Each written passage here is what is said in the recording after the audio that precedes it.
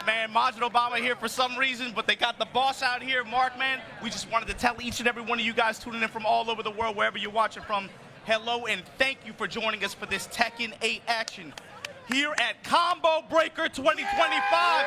Chicago, can you hear me? Happy 10 years to this wonderful event. And again, all the beautiful people that are in the crowd, make some noise. We are about to get started with Tekken 8. But before we get to our first match, we talk a little bit about what's at stake here. We got some special guests joining us, Mark, man. More than a few, but we got some special guests. Let's go to the stage and check in with them, see what they got to say.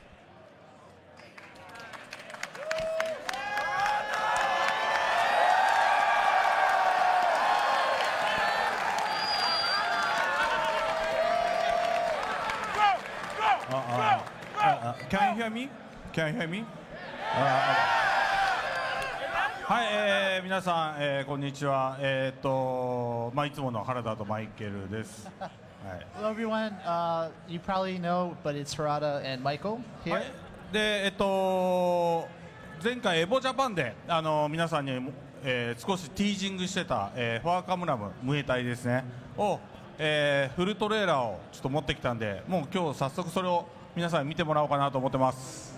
And so we teased a little bit at EVO Japan, so you probably know the next character coming up is Fakam Ram, but we brought the full trailer to show you guys today. はい。じゃあどうぞ。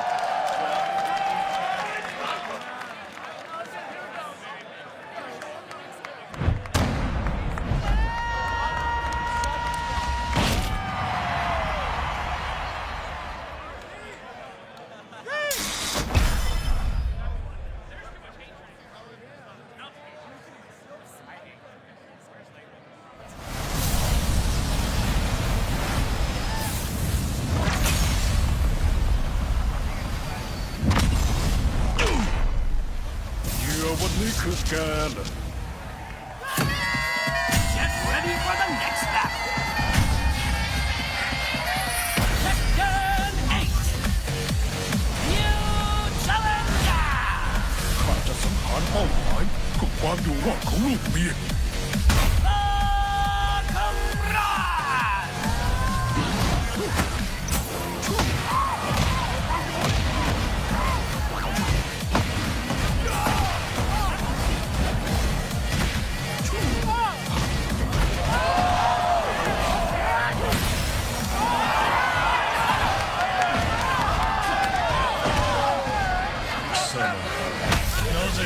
弱者どもに従っている。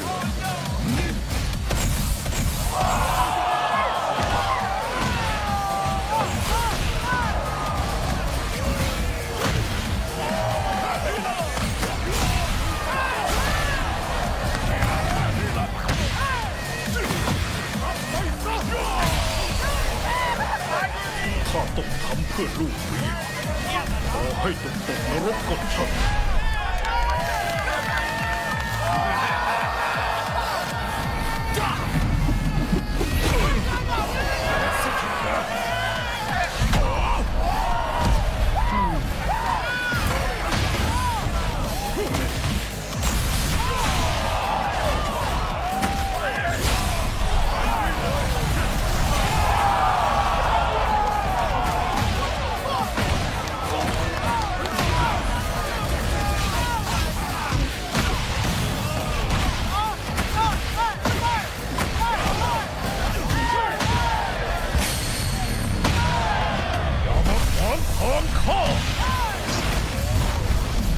ก็ต้องแลกรานด้วย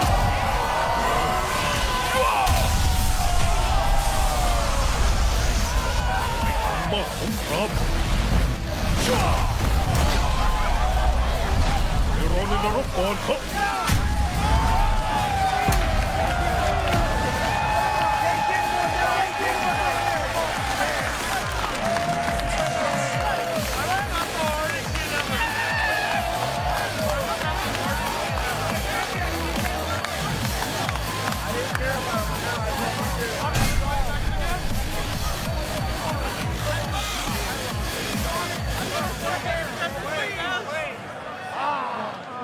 Wait,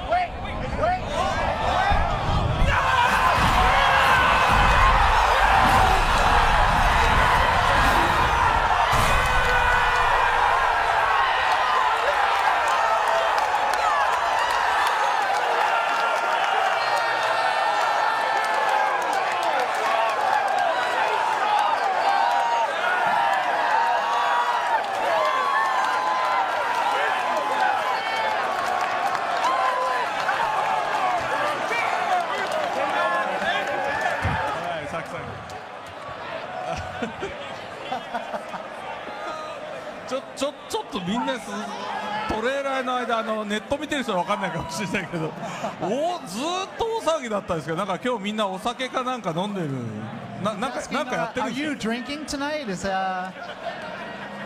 But anyways, thank you for the enthusiasm. ちょっとあんまり今までにない騒ぎなんで珍しいですね。どうしたんだろうなみんな。 Yeah, quite unusual, such a huge response, but yeah, thank you so much. まあというわけでねはいちょっとスライドを一つ出してもらいます。 So slide, please. はい、というわけで皆さんここに書いてある通りですけど、ファーカムナムが、7月の7日がアーリーアクセスですね。はい、で、普通に、オフィシャルにされるのが10日ということで皆さん待っててください。 So as you can see, Fakram Ram hits July 7th for everyone in the US. If you have the season pass for season 2, so please check that out. And for the normal release, it's going to be on July 10th. Again, that's US time, so in Asia it's slightly earlier than that. はい、あとパックマン40周年記念のパックマンピクセルのステージ、皆さん見たと思うんですけど、それも、同時にリリースされますので楽しみにしていてください。 Also, the Pac-Man stage will be dropping at that time as well, so check it out. It's a really cool pixel-based stage. It's quite excellent. で、秋には、もう秋には、アーマーキング参戦です。はい、And as you saw with the brief glimpse in the trailer, Armor King will be coming. Look for that this fall. は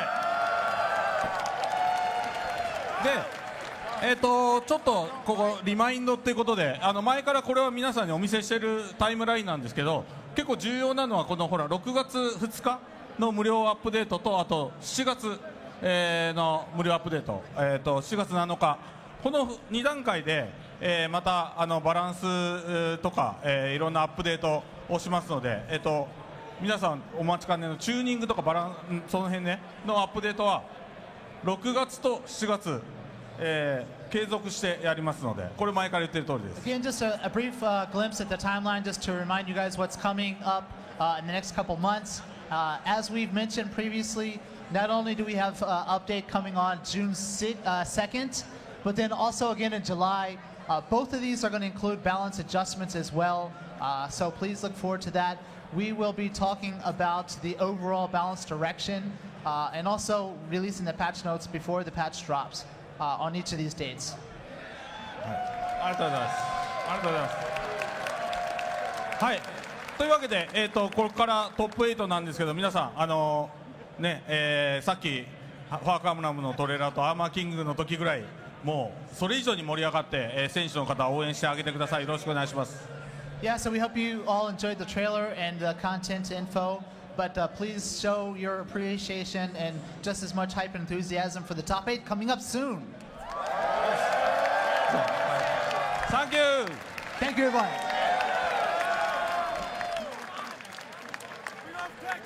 Mark, I've been waiting for them to drop a trailer like that for what feels like forever. Bro, my arm hurts. Steve was right next to me. I couldn't find my chair afterwards. I had to check my pulse, man. As soon as he stepped on and those flames shot up, man, I can't wait to see what they got. Oh, my God, that just makes me wonder what they got coming next, man. Well, we know the timeline. We know the updates that are going to be coming up. We have something in June 2nd. Then we have July update as well, including balance updates. I'm super excited to see how that's going to play out. Of course, Falcon Rom looks super sick. But Armor King, baby, he's coming back. With all due respect, though, the animations, he looks fantastic. I can't wait to see the discords he generates. But that Armor King entrance, that's a hell of a way to cap the start of this top 8. Spitting hot fire. Actually spitting. But look, before we get to this top 8, let's talk about a little bit about the Tekken World Tour and the way it's shaping up this year. We got these Master events. You got it kicked off a few weeks ago. You were there in Japan. The Master Plus event, 900 people deep. Knee comes out the champion. Today, 1,100-man bracket. We're going to see the conclusion right here for a combo breaker. Next week, we're going to head to BAM in Australia. And then after that, look ahead, the CEO. Of course, we're going to check out all of these great master events that are going to be coming throughout the year. And as you can see, all the different dates and the different events are on the screen.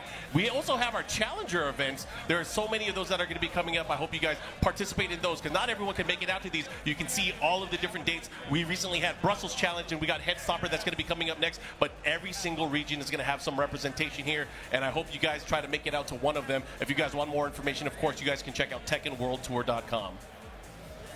But hey, let's talk about that leaderboard, though. Because, you know, things are going to get mixed up pretty soon, because we do have points on the line, obviously the prize pool as well. But look at all this that we have right now. Currently, we have Knee at the top of the leaderboard, and he's also in this top 8. Mulgold as well. And again, a lot of these great players going to be getting even more points throughout this weekend. Any thoughts on this, Obama? Especially, yeah, you got to be looking at 6th place Pinya. He's going to add a nice point total. Nice check to that point total as well this event. Rangchu as well. A lot of our top 8 here has been present in these recent EWC qualifiers and also on the TWT and a lot of these top leaderboards. That's what makes this top 8 really special.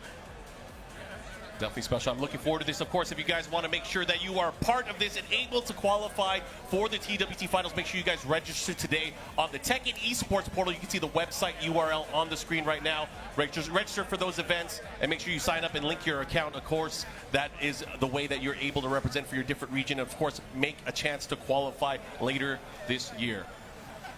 And so with that said, big thanks to everybody who's been following along all over the world since we kicked it off a few weeks ago. But baby, we got to talk about the here and now, Mark, man. It's Combo Breaker 2025, the 10th anniversary, and you gonna give us this 8-man bracket? This is going to be wild. We have so many great players from around the world. The first one that we're going to have up is on the winner semifinal side. We got Falcons, Atif going up against DNF, Mulgold. And on winner's side of the bracket after that, put your 4s up. Knee gonna be going up against the #1 ninja right now, Pinya from Japan. And then loser side, LowHigh versus Edge, a Korea face-off. And then you get, man, this could have been a championship match in any other tournament. Losers round 1 here in top 8, Arslan Ash versus Rangchu to round it out. We're bringing up a very good point. Everybody that is still in the losers bracket, the people that send them there are still in the tournament as well. So we have some potential runbacks that can be happening as well. But again, we are going to zero in on that opening match, Atif versus Mulgold. Thoughts on this? Yeah, we got to talk about both of these players. Atif and Mulgold, to me, from a third-person perspective, right? If I take a step back, to me, they've kind of evolved into similar positions of their respective communities. Oh, yeah. Everybody's looking at Atif. This is the Wonder Kid, former world champion. I mean, his control and his tournament performance record is so strong, but he runs into specific roadblocks here and there that are able to prevent him from getting more victories. Constantly kind of, it feels like living in Arslan's shadow, right? Mulgold, similarly. They were singing this guy's praises to the heavens out there in Asia, especially on the tail end of Tekken 7. He makes maybe one of the smoothest transitions in Tekken 8 you could possibly make, operating at the highest level. He's collected numerous wins, but still, it feels like sometimes there'll be someone present in the bracket that will consistently prevent him from getting the big dubs like that consistently. But that's the other C word here, consistency. You put either one of these guys in a bracket, you know what to expect. They're gonna bring the intensity, they're gonna make it towards the end. And right here, right now, winners semifinals here at Combo Breaker. Atif versus Mulgold. All right, guys, we're about to set off first game here in our top 8. Let's see how it plays out right now, man. I gotta say, these guys are the consistent players. One of these two are poised to get into our winners finals. And Mulgold might be from Tennessee. He got the Quincy on the right side, but you know I like a lady in red, Mark. Atif with the end. I've been bringing the chaos to this bracket all weekend. Yeah. Stepping low. Under the microscope, you know, Claudio been one of those characters that a lot of people have been looking at. He has so many good tools, especially by the wall. However, Atif has been using this new character, Anna, to great success. Anytime you see the lows as well, lots of big risk for Anna, but whatever happens, able to start the flow, and if he can control the offense, he can control the match. It's also about how he can get control, not find himself in walled positions against multiple Claudio pressure, and again, find opportunities to work wall pressure, transition between Chaos Judgment, transition and find those opportunities to get the bazooka stance, but also work the full crouch mix, duck on the high 4-4-2 attempt there. Mulgold gonna reap the return here, gets the wall. Oh, and he missed the last hit there, not able Combo to there. Sidestep forward, finds the low, touches, clean sidewalk, able to get a big return here. The new charge attack, break a guard open, and get the Get the follow-up here, looking to close it out. Kick, counter hit on Atif's side. Oh, here we go. Now Atif about to get things started here, making great use of the advantage, and goes for the heat dance cancel the follow-up here. He has rage, he is doing some extra damage here. Jeez, rage, denial on the sky. Oh, the big whip. Bro, he got him at the last hit, he wasn't ready for it. Kick back, Oh, the slide. long range lows with homing properties. Here we go, 2 rounds for Atif. Going out for the early lead here. Let's see if Mulgold can make an answer. Again, finding these safe mids and trying to apply pressure this way, slowly push Mulgold's back to the wall. But Mulgold with the movement, gotta remember, improved mobility, and look at who it benefits here. These players who are very, very good at being able to analyze how their opponents like the pressure, find those gaps, find those openings for those micro side steps, and be able to get big openings. What I've liked from Atif so far, he has been preventing the use of sidestep 4 from Mulgold, not giving him a chance to get his offense started. We all know that what complements that sidestep 4, it's the down back 1+2, that blue moon burst. Oh my god, the toe kick! And Mulgold taking a round finally here. Not gonna make it easy for Atif. Atif still taking big risk here and how he's approaching here, goes for the lows. Counter hit, grab the side swap. Mulgold now rotating around, trying to get Atif back on this wall, but again, runs into the counter hit launching kick. Yep, guaranteed activation here, gets a counter hit throw once again. Bro, the get up kick, able to beat out the sidestep attack, and look at this, a sliver of life. What's he gonna do? He has the wall. Boom, they shoot. Delay charge. That's gonna hit, and that's gonna do a lot of damage, and it might be it. Bro, she got a chopper. She got a chopper and a bazooka. She might be from out here, man. You never know. Oh, and the follow-up, Mulgold not letting it go easy. Final round here, game number 1. Mulgold slowing it down, gets opened up by the wine, and just like this, Atif building momentum. Swinging that bazooka back and forth. Gotta watch out, gotta be careful here. Starburst active now. Okay, a nice Step 4, counter hit. Here we go. More pressure. That 4-4 With the counter activate. Oh my god, the Mulgold with the advantage here. One mix-up could do it. Go spin, throw the hips on him. Power crush.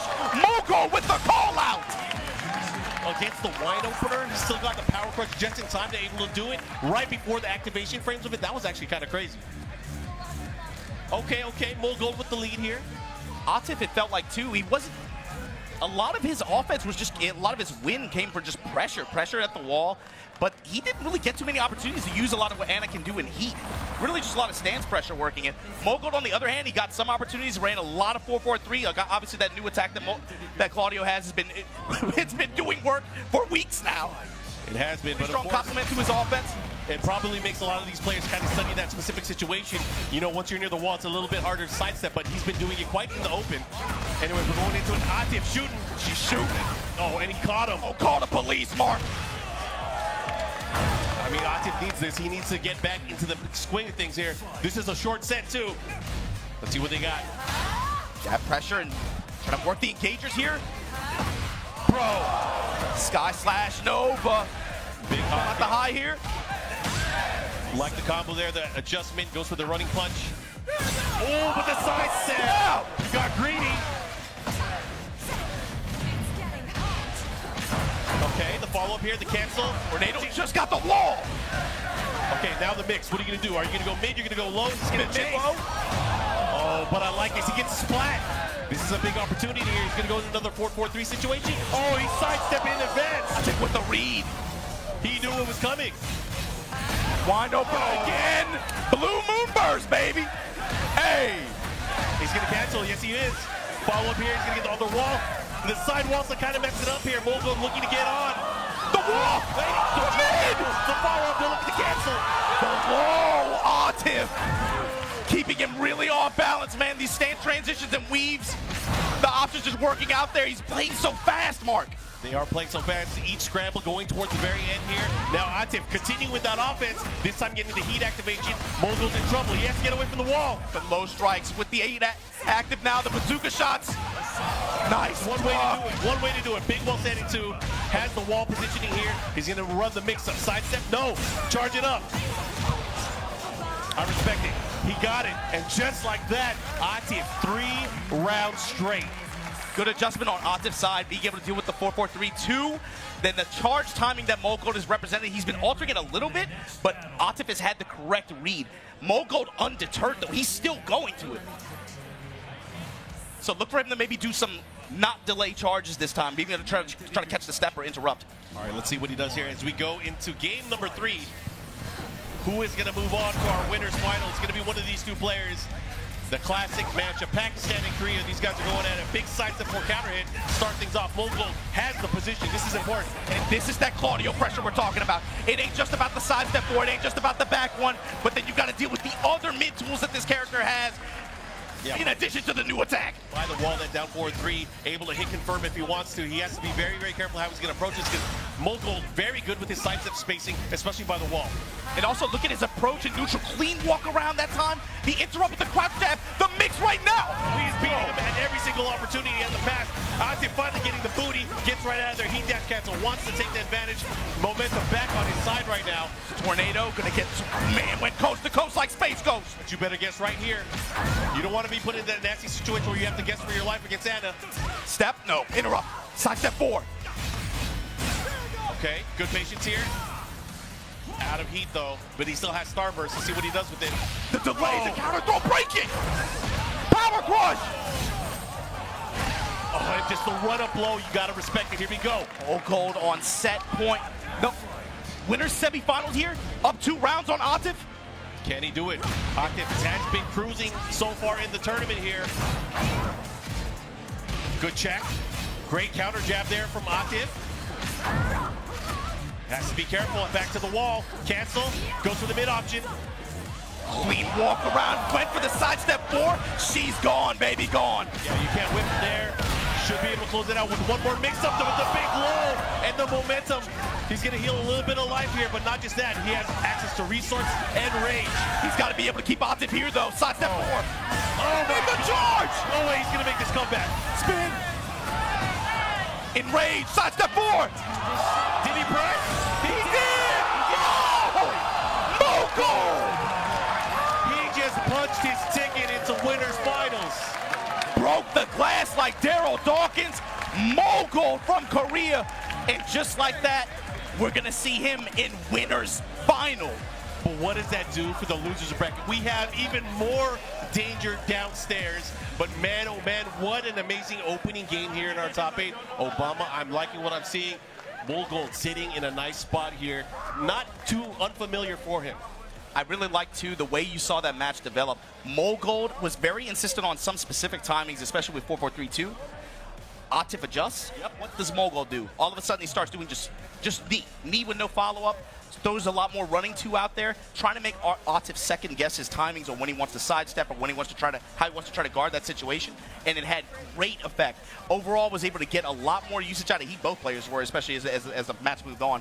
But again, the wall control. When he found those wall situations at the end like that, he laid the pressure on. They both played so fast, man. The momentum that this is going to carry on in the winners final. But look at who's hopping on stage. We got to see who they going to fight, man. Because look. Put your 4s up. Put your 4s up. We got one of the legendary players in the Tekken scene. We have the legend from Korea, Nee, stepping up to the stage. Not a stranger to the combo breaker stage. Winning in the past, of course. And we got Pinya all the way from Japan.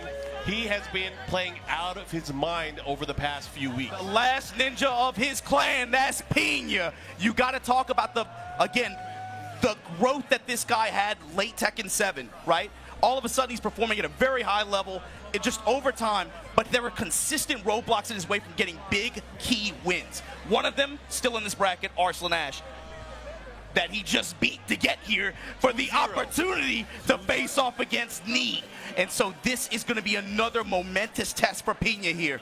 So far, he has been doing... We got to talk about the strats, man. Maybe I'm missing something. So let me get this straight.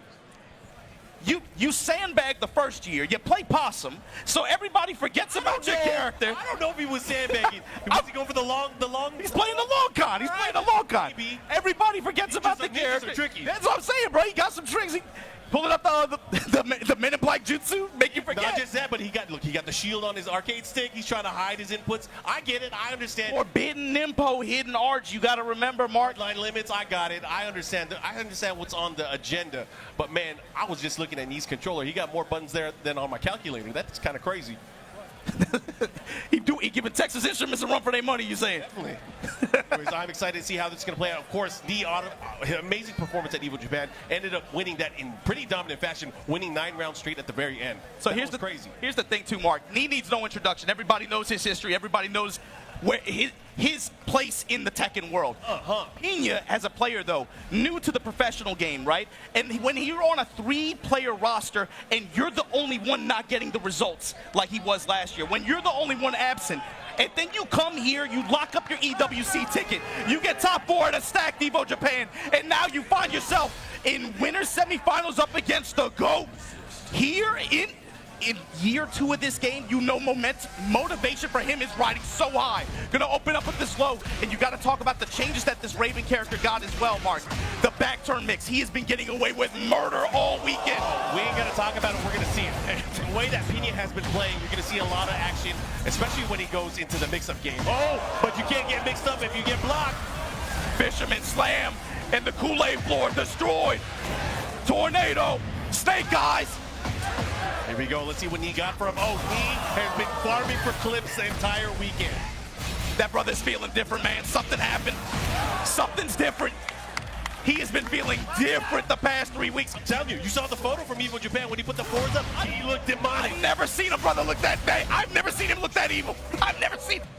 But the big thing too, Mark, is peep how Knee. Never mind. Peep that orbital. Orbital hasn't been around for a minute. To break the floor. To taunt you with the snake eyes. Now how you gonna use it, Knee? Hatchet, cannonball straight. This is a masterclass on timing. Knee has been scouting this particular matchup. You gotta be watching Pinya. Pinya's been doing so great lately.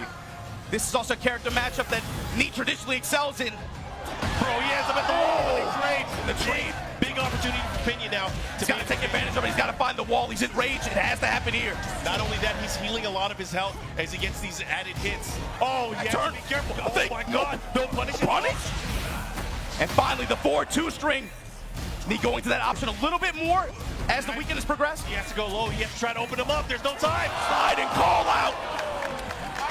Mark, you were talking about ninjas in Paris. I'm saying you better watch the throne. Because look. Giving it up. Not that easy. That's something that he was getting away with all weekend. That while standing 3+4 homing, engager out of crouch like that Pinya has, -12 now. You got to be able to tag it, but sometimes the pushback can make it difficult. Yeah. And you play into it at certain ranges. Raven's such a heavy mix-up character, especially from the back turn state. He has so many options, but what if your defense that you're going against is too strong? How do you break him open? Specifically, if your mobility is really good too, you can walk a lot of options. Here comes Pinya. Pinya has a good chance though, but you got to deal with range and you got to deal with heat. And Bryan is a monster when it comes to both of those. But Pinya getting that 4-4-2 able advance, finally getting around on the scoreboard. Yeah, these pokes are really important for Raven's game. Unsafe, of course, but able to control mid-range like that and make you think twice about your approach. Oh my God, gut punches. Fisher with the down 4-2. Tried to catch him there, went for the big low. Again, Knee content here, gets the follow-up, gets the straight here. Okay, he pops. Oh, big counter hit. Good interrupt. He's gonna do it again. He's going low again. In the quicksand. And we're looking for some of that Pinya step, trying to force that offense. No, he backs off. Knee's heat usage too. He likes to just go to the heat smash, take the advantage a lot. He misses the follow-up there, not able to get it here. Slight life lead and a whip punish from Knee. Oh, a crusher gonna punish and seal the first game here of this set. I like how the approach was from Pinya though.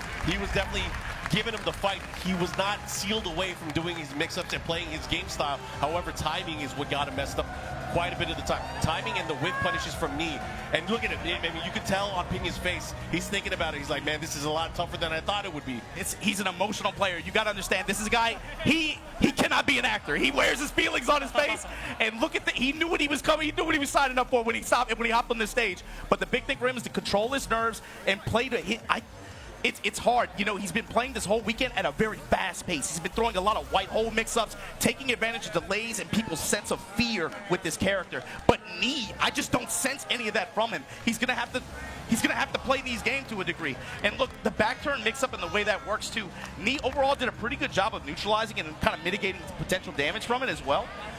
The thing is, when you have adjusted weighted RPS like this, that new attack that Raven has out of back turn that low, Pinya has been banging on that all weekend. Knee, I felt like you didn't even see it in that first game.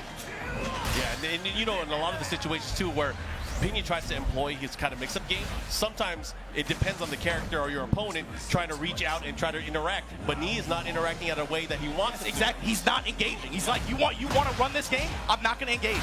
And that's the other thing too. Okay, yeah, Knee locked in on the punishes. Oh, he is fighting up close. He is waiting for that opportunity. And you know how dangerous Knee is up close. Because if he starts feeling himself, the taunts, the jet uppers, the sidestep, they're all going to come out. Confidence on both sides is really important for these players. But here we go, Pinya now with the running pressure. Duck under the homing attack, was looking for Knee to step. Knee one step ahead with the duck. That's the crazy thing too, is Knee is known for up-close fighting, sidestepping, and finding opportunities. We were just talking about that, but that time he ducked, and that's something that Knee doesn't usually do. He doesn't duck if he needs to. And the thing is too, Mark, I feel like there might even be on some level a lot of... Okay, the Shinobi teleport, counter hit jackknife. These are the tools that Pinya has to be able to find the secure a win here. Souls with the 1+2, activate. He's gonna do a lot of damage. He's gonna put him into a mix-up, but Knee just getting up. Texas down 4, fine. Eat these shadow clones, I'm going mid. White hole. And the down back 2, securing it with the safe mid approach there to go in the back turn. I like that. Pinya changing up the rhythm just a little bit. Timing, yes, his timing altered. He's going to a few different moves and attacks that he wasn't going to the first game. He needs it, still confidence. Counter hit on the down 4. Down back 2, mixing up his follow-up timing as well. Here we go, big. What's up with the uppercut? He bet big on that, Mark. That one standing one is not safe. Not safe at all, but able to land it. That's huge because he can get the momentum. He has a life lead now, too. Taking some bets. This is a snowball character for sure. Back one, Souls on 1+2, trying to seal these step. He knows he's looking for some defensive habits. He knows he's looking to step. Counter hit on the quarter circle 4-2. Back 4-4. Jab, touch, and return. Well, Pinya has quite the advantage right now. How's he going to deal with it? But he does have rage. This is where it can be dangerous. Problem is, he got that blue bar and he got that red. Never mind. Back turn with the checks. And Pinya now building some momentum, building some confidence. And the big thing is, never mind, Fisherman Slam. He's going to do a ton of damage too as well. And you got to be careful on how you're going to get up. Here we go. What you going to do? Knee in his face already. Yeah, testing with this one jab. And finally, I've been waiting for it, Mark. This player has just got counter hit, gotten launched. Bro, I'm never going to doubt Knee. Doesn't matter how many rounds he's down by. We've seen him do 9 rounds straight before. Yes. So again, you can never count him out until he's actually dead. Touch. Just give me my heat smash, give me my plus frames. I just want to test you. I just want to see what you're thinking. Oh, great option there with the low. Still not afraid to use the homing attack. Oh, Pinya going in right now. Okay, the delay backdash here. I like it. Fishing for a counter hit. He's trying to catch these jabs, but these mid strikes from Knee. And bet it all. The punish. Yo, he bet it all there. Here we go. Knee on the scoreboard now. Not letting Pinya get it, not letting him tie it up. Down back 2-1, and this time, Pinya not trying to get too crazy. He's going with the power crush option, going with the heat engager option out of back turn. Not trying to test these low defense. And again, Knee just playing so controlled up close. But again, he has been whittled down to more than half of his life bar. But finally, a big counter hit. It's another counter hit side kick. The Bryan Classic's gonna activate. Question is, how is Knee gonna use this blue meter? Testing in mid. Pinya eating the lows. He gets a big low. He calls him out. Yo, this is huge because not only is he going to get the momentum, he's going to do a lot of damage here, but he might put him in a situation where it's one more touch. Okay? And Pinya able to bring this thing to 1-1. What did we just say before the first game? This player specifically, look at his posture, look at his attitude, look at the emotion on his face. He plays with his heart. If you give him the confidence, we've seen this player take this character and develop movement tech with this character over the years. You didn't see it at all the first game, but as soon as it starts coming up on his thing, oh my God, on this stage. Both of these characters extra dangerous with the walls, but I can't begin to talk about just how much dangerous it can be, and you guessed wrong on wake up. Especially against Knee with the way he's been training, the way he's been doing people this weekend. And the jab touches so far from Pinya, everything coming up his name right now. Here we go, 4-4-2, able to engage, gets the follow, quicksand. That's on the sweep. And I like how he is getting up, rolling to the side, not putting himself into another situation. But here comes Pinya, 1+2. That's on the 1+2, gonna be able to get this dash follow-up. Looking for the wall, he gets it. And the finish, Pinya with the lead in the set. This is looking good for him, but again, sometimes Knee changes up the tempo. He can play at such a fast pace, and he doesn't usually do it. But when he does, it's something to watch out for. Pinya now starting to go a little bit deeper into the move list again. See that jab, sidestep, Hellhound. Running in some of these mid-range threats that he's representing. 4-4-2. Uh-oh. Right back at you. Evasion. No chase down done. The patience there. Big block there on the new low. The follow-up. Big punish here. And Knee should be able to punch his ticket here and tie things up. Oh, wait a minute. Wait a minute. You called it. You called it. And Knee really doing a good job of sniffing out even through these delays and timings that Pinya's representing, especially in back turn. He's not buckling. He's getting the right calls on some of these, and he's making it pay off big time. Counter hit, two throw. Follow up here into the 4-4-2 once again. Okay, tries to get an opportunity here. Look at this. Plus frame from Hellhound there. Down back two. Knee with the one jab. He went for the orbital. He gets launched. That back turn strike. Very fast out of back turn like that. Able to get the splat. Able to get all this and put you back on the other bomb wall. We keeps him for a mix-up, and the chase down here. Roll out from Knee side. Jab straight. Here comes Pinya looking. He smells blood. That's on Soul Zone 2. Down back 2. Power clutch. Oh, counter hit. He tried to take the turn back, but unfortunately he was at a negative position. And here comes Knee. This is going to hurt. You better guess right. Oh my gosh, you better guess right. Blow him off. 3 seconds. The time. Look at it. Look at time. That was unfortunate for him, but look at this. We are going to a potential set point here for Knee. 1+2 right now. Knee. Oh, he's etching in his grill. Pinya has to answer in some way, but he gets a big power. Big hit, activation. Let's see what he does. Mark, we're used to seeing Pinya apply the pressure, but that's Knee right now. And he's doing it with just movement. Dashing in his grill. Oh, again with the counter hit. The timing on Knee. He has to be careful, Pinya. You better get right at the wall. I know you know what my name is. Activate. He goes for the distance. Oh, the low, the follow-up, and Knee securing a spot into our winner's final. What a set between these two players, man. It could have gone either way. Woo! That's the winner's side, man. Both. Oh, man. Just said no ninjas in winners finals. Like we said earlier, bro, you were talking about ninjas and fairies. Watch the throne, though, because that's Knee and Heat. We got Mulgold versus Knee winners finals now, but here's the thing. Pinya dropping down, gonna play the winner of lower. The crowd knows what's up. They're putting the fours up, man. Go ahead. What we got next? But you gotta remember, lower. Sorry, man, I lost track of thought, man. Watching that You fight. almost say lower bracket. Lower bracket. I'm on some other stuff, man. LowHigh versus Edge. The winner gonna play Pinya. Arslan Ash, Rangchu. Atif gonna play the winner of that set. But coming up next, we gotta see who's gonna move on between LowHigh and Edge to face off against. Yeah, Edge earlier when he was playing in the top 24, when he realized that he got into our top 8, he was so emotional because he knew he made a qualification spot for EWC as well, and obviously he wants to do it as well as he can. All of these players do. They have so much on the line because, again, you were talking about it earlier. These players are not just expected to do well, they're expected to win. They're expected to win.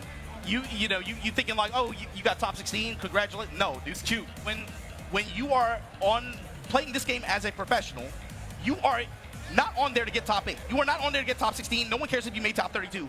You're on there to win. And there's only one of those.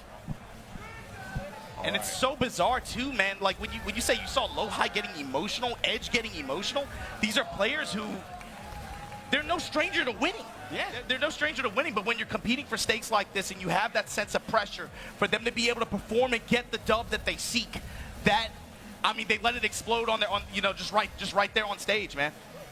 All right, here we go. Losers bracket action, Combo Breaker 2025. Master event action on the Tekken World Tour. Again, thanks to everybody that has been tuning in, and especially that's here joining us for this momentous occasion. We are seeing Tekken action. Again, lots of love to everybody in the crowd. We feel your energy. Oh, it's the 10th anniversary of this event, and y'all got LowHigh versus Edge on stage? Chicago, are y'all watching this? Look at that crowd. I gotta love it. Again, lots of love to everybody. We're gonna get into this. We're at the Phoenix Gate. And we're about to find out the fate of one of these players because one of these players will be eliminated from the tournament. Yo, they shooting. This might be that Final Fantasy for somebody in this bracket, Mark. Yeah, but who's it going to be? Edge representing that Taekwondo, going up against LowHigh, who is just a menacing technical monster. Just like that, willing to take the hit and activate Snake Eyes. And the usage of heat is, I feel like, it's so different between Bryan players. You see, like, some of them favor certain options once you have access to that resource. Oh, the call out, the big blow early on, but LowHigh was ready for it. Not just that he's going to cash in, and he's going to do a lot of damage. Will he be able to get the kill? He has the wall right here. Oh, and it was enough. Bloody war. That boy hits hard. Here we go. Like we say at Viking funerals, man, he'll set you on fire and then put you on a boat. Oh, he's making use of that big sweep. Yeah, that new attack that Hwoarang got, that Dark Halberd, far-reaching, low homing attack like that. Edge has been using it to great effect all weekend. It complements the range and other range threats that this character has as well. Yeah, Master banked out of that one. We have the wall here. Let's see what kind of damage. He's gonna go for the easy stuff. He has the wall. He didn't even need it. He just ran up and did it. And that's the scary part of the heat smash and the low options that you have against the wall. And that heat usage in that scenario, that's reminiscent of how he likes to use it too. Floor blast available here as we make the stage transition. The floor on fire. Let's see how this is going to work out. He's going to get a spike, but right now, LowHigh with all the momentum in the world. Edge, you got to find a way to slow this match down. Fishing for the grab. After the while standing 4-4, LowHigh just backing it up. He knows he has a health lead. Plus frame after the homing attack. Oh my God, comes up with the while standing one after. That quick duck. 4-4-3 for the spike. Oh, he missed the follow-up, but it doesn't matter. Axe kick. Has advantage. So look at this life lead here for Edge. Challenge from Edge. Oh, down through the floor, the follow-up here. Dark Halberd able to crush that high. Jab string, step in low. LowHigh, he's waiting. Here we go. Edge on the scoreboard now. Yo, if you let Edge start fighting and let him start flowing, he's going to start chipping away at your life bar. But right now, LowHigh, let's see what he does. Trying to catch him down with the sing. There it is, that incinerator set him on fire. In the smash for the plus. Oh, he got him, Dougie. The knees on him, and jet upper right there. Look at that, LowHigh, trying to make a statement. Oh man, Edge thinking about what he's gonna do here. He's going to the character select screen. We see him use Shaheen a little bit earlier in the tournament as well. What is he thinking here? Obviously, he can still stick to Hwoarang, but man, he has some choices to make because whatever character he locks into, he has to use and win 2 games straight with. Yeah, this is a lock-in scenario, but I mean, it almost doesn't even feel right seeing him on like just Shaheen or something like that at this point. Yeah, definitely one of those situations where it's tough because you got to make a quick decision. You only got a minute. You got a little bit of coaching here. What's going to happen? I mean, I'm sure everybody in the crowd wants to see him do well with Hwoarang. That is the character that has got him to this very place. Yeah, we've seen him have incredible performances last year. Yeah, last year's LCQ. The LCQ. I mean, he was catching body bags there, man. Here we go. Edge locks in with Hwoarang. Descent into subconsciousness.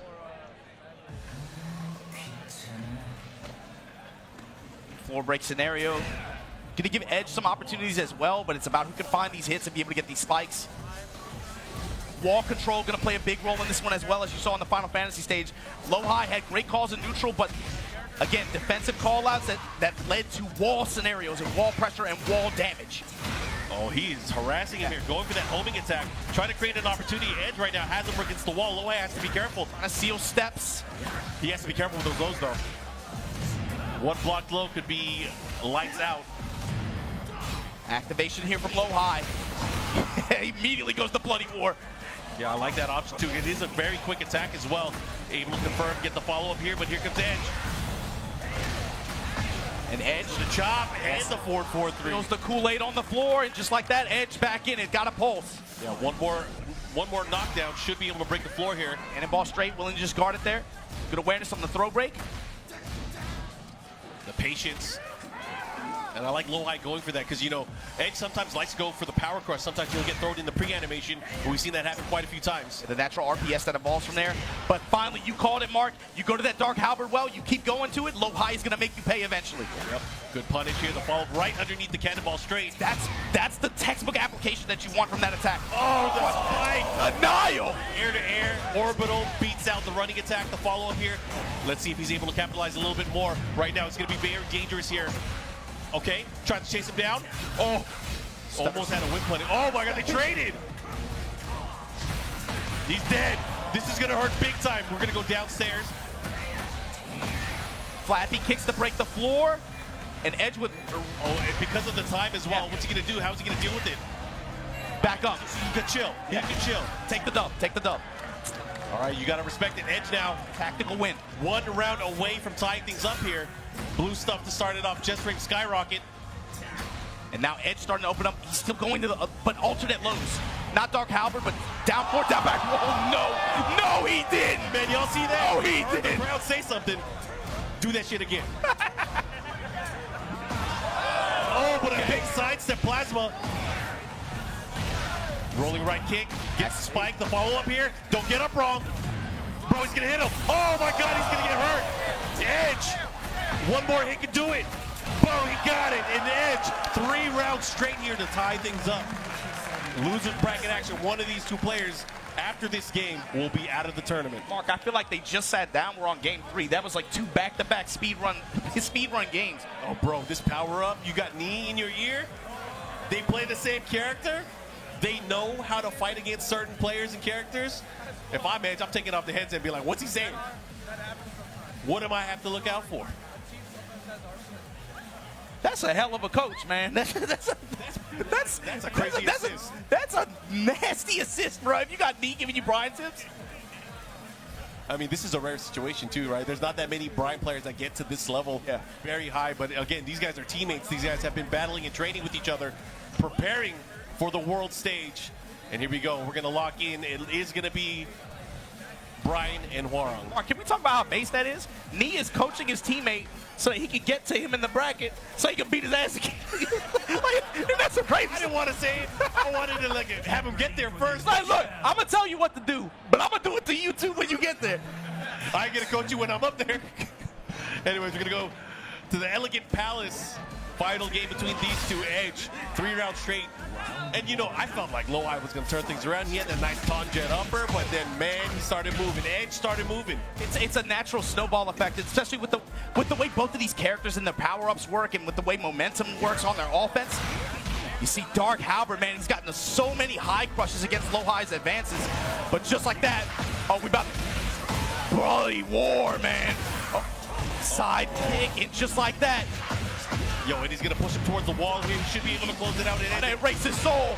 Yep, up 4-2, looking to cake it, and he takes that opening round here. But one of the things I want to call out, and you said as well, that Dark Halberd, he's not afraid to use it. And that's the thing, is I feel like you got to live and die by that weapon. Yeah, we saw in the second game, he started alternating his lows with down 4, down back 4 as well, sprinkling those in to kind of throw off LowHigh's expectations and timing. Oh my God, break the glass, break the balcony, then kick him in the back. Just to put him on the wall. Here we go, Mix Up City. How are you going to deal with this pressure? Edge having LowHigh fight out of the corner now. Yo, he's landing these hits. You got to watch out here. Oh, he caught him, right uppercut. Yeah, looked like he tried to cut the step. Those stubby pokes from Hwoarang, sometimes that uppercut just finds a way in mid-range like that. Oh, and the duck at the 1-2-4. He was expecting maybe to get a counter hit in that situation. The 1-2-4, obviously the last hit high. Rockets in the skies. LowHigh with this consistent counterclockwise step and fishing mid. Gets the snake bite there. Back up, still in range. The sidestep duck and able to just offset. Here we go. He just advances here. Oh, big block! Yo, LowHigh ready, locked and loaded here. No more heat available for Edge. High splat. It's gonna do a lot of damage. Oh. Here we go, LowHigh 1 round away from moving on. Can he do it? Oh, right underneath. Dash pressure. Oh, the whip. A little bit too slow. Gotta be careful. Right foot forward, down foot. Down forward, forward, but eats the mids. Edge, what are you thinking? I like Make it. attacks. Trying to restrict his movement there. That time beating it with the homing attack, but that also goes over the low. Activate, step. Oh, the low jab. You got to get out of the corner. You're not able to step. You got to be careful. And Edge willing to throw away his heat just for the dash. LowHigh with the full frame. He did not follow up. That's a guaranteed knock. Oh my god. Spaghetti everywhere. Holding on the wall. Cannonball straight. Has to watch out for the option. Goes for the mids. Yeah, 4-2. Oh, the hybrid again. He's going to convert. And here we go.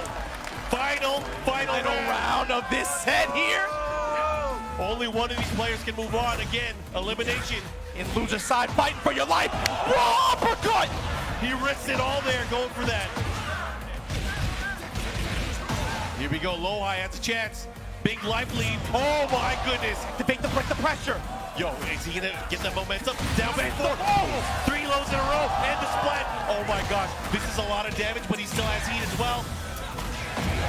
Bro. That was all pre-tornado. He's gonna get the wall. Now what? What's the mix? Goes for the homie. Oh my gosh. He grab! No, one more hit. LowHigh. Edge breaks the glass and punches his way into the next stage of this bracket. 2-1 over LowHigh. Felt like that momentum was something that you couldn't come back against, but Edge found a way every single time. Towards the very end, you got to give it up, but out of the tournament, you guys got to give it up. Coming all the way from Korea, LowHigh with an amazing performance. Jeez, what a set. Losers bracket is insane. Those first 2 games felt so fast, but very back and forth, Mark. Man, the snowball feeling of the way the offense and the pressure worked for both of those characters and both of those players, respectively, like that. All of that just to collide in the 3rd game where they're both just rolling on each other. Oh, man. And with that said, that's our first that's our first losers match of this top 8. You got another good one, too. We got another good one, bro. You got to plug this one in, man. This one could have easily been a grand final. Could have easily, we've seen it before. It could have easily been a grand final at any other event. Man. 2 TWT champions going at it. As you mentioned, Arslan Ash, first player going up, and then he's going to go up against Rangchu. One of these players, the 2-time champ. You got to put that on him. Yeah, the only 2-time. Rangchu versus Arslan Ash coming up next. All right, again, thank you guys for tuning in. Lots of love to the local crowd here, man. I love seeing the Tekken players. I love seeing the fighting game community. So it's always a pleasure to be here. You know, I wasn't here last year, so I was so happy to get this feeling once again. And look, if you guys missed anything that happened this weekend, there's a lot to catch up on. Make sure you guys head over to TekkenWorldTour.com. Follow all the socials to keep up with the newest Tekken content and everything going on with the tour. At Tekken on Twitter, at B&E Esports on Twitter and YouTube. Make sure you follow along. And look, thanks to everybody watching from wherever you're watching from. But man, you said it, Mark. I cannot believe I'm offline again here in Chicago in this environment, being able to get this energy for this top 8. It's something special. I cannot put enough love on it, man. I hope you guys stay locked in. We are going to be continuing with some more Tekken action. However, we do have to take a short break, and we'll be back right after this.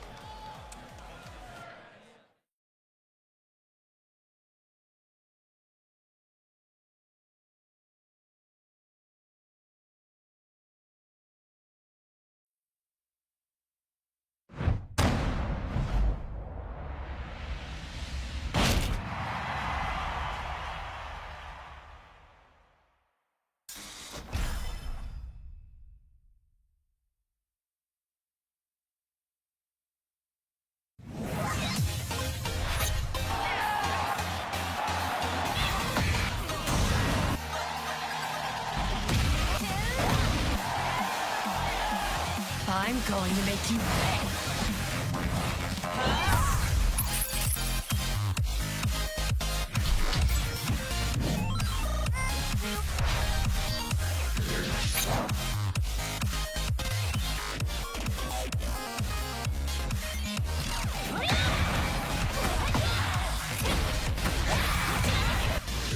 Your luck is run out. Soy la reina del café. Competição a l'esprit limité. Dente, mas cabeça fria.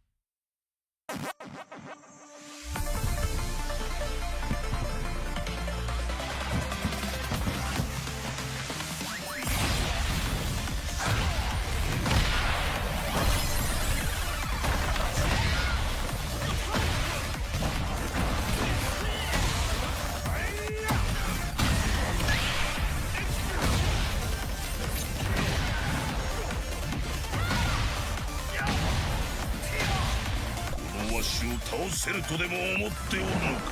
君の我がこと罪汚れキングでしょ。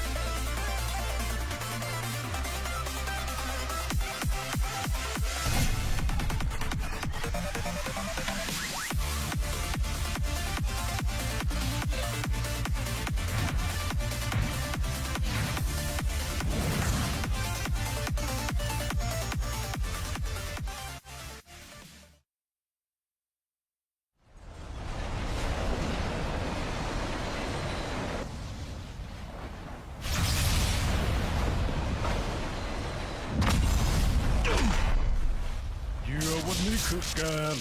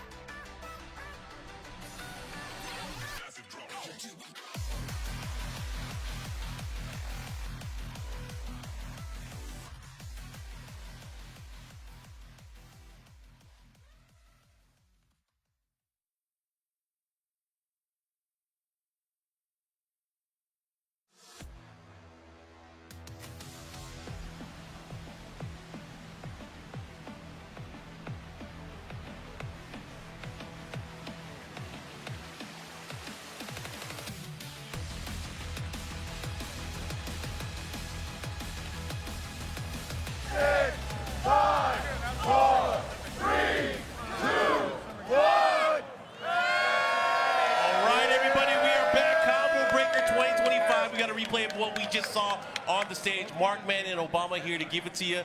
How you guys feeling?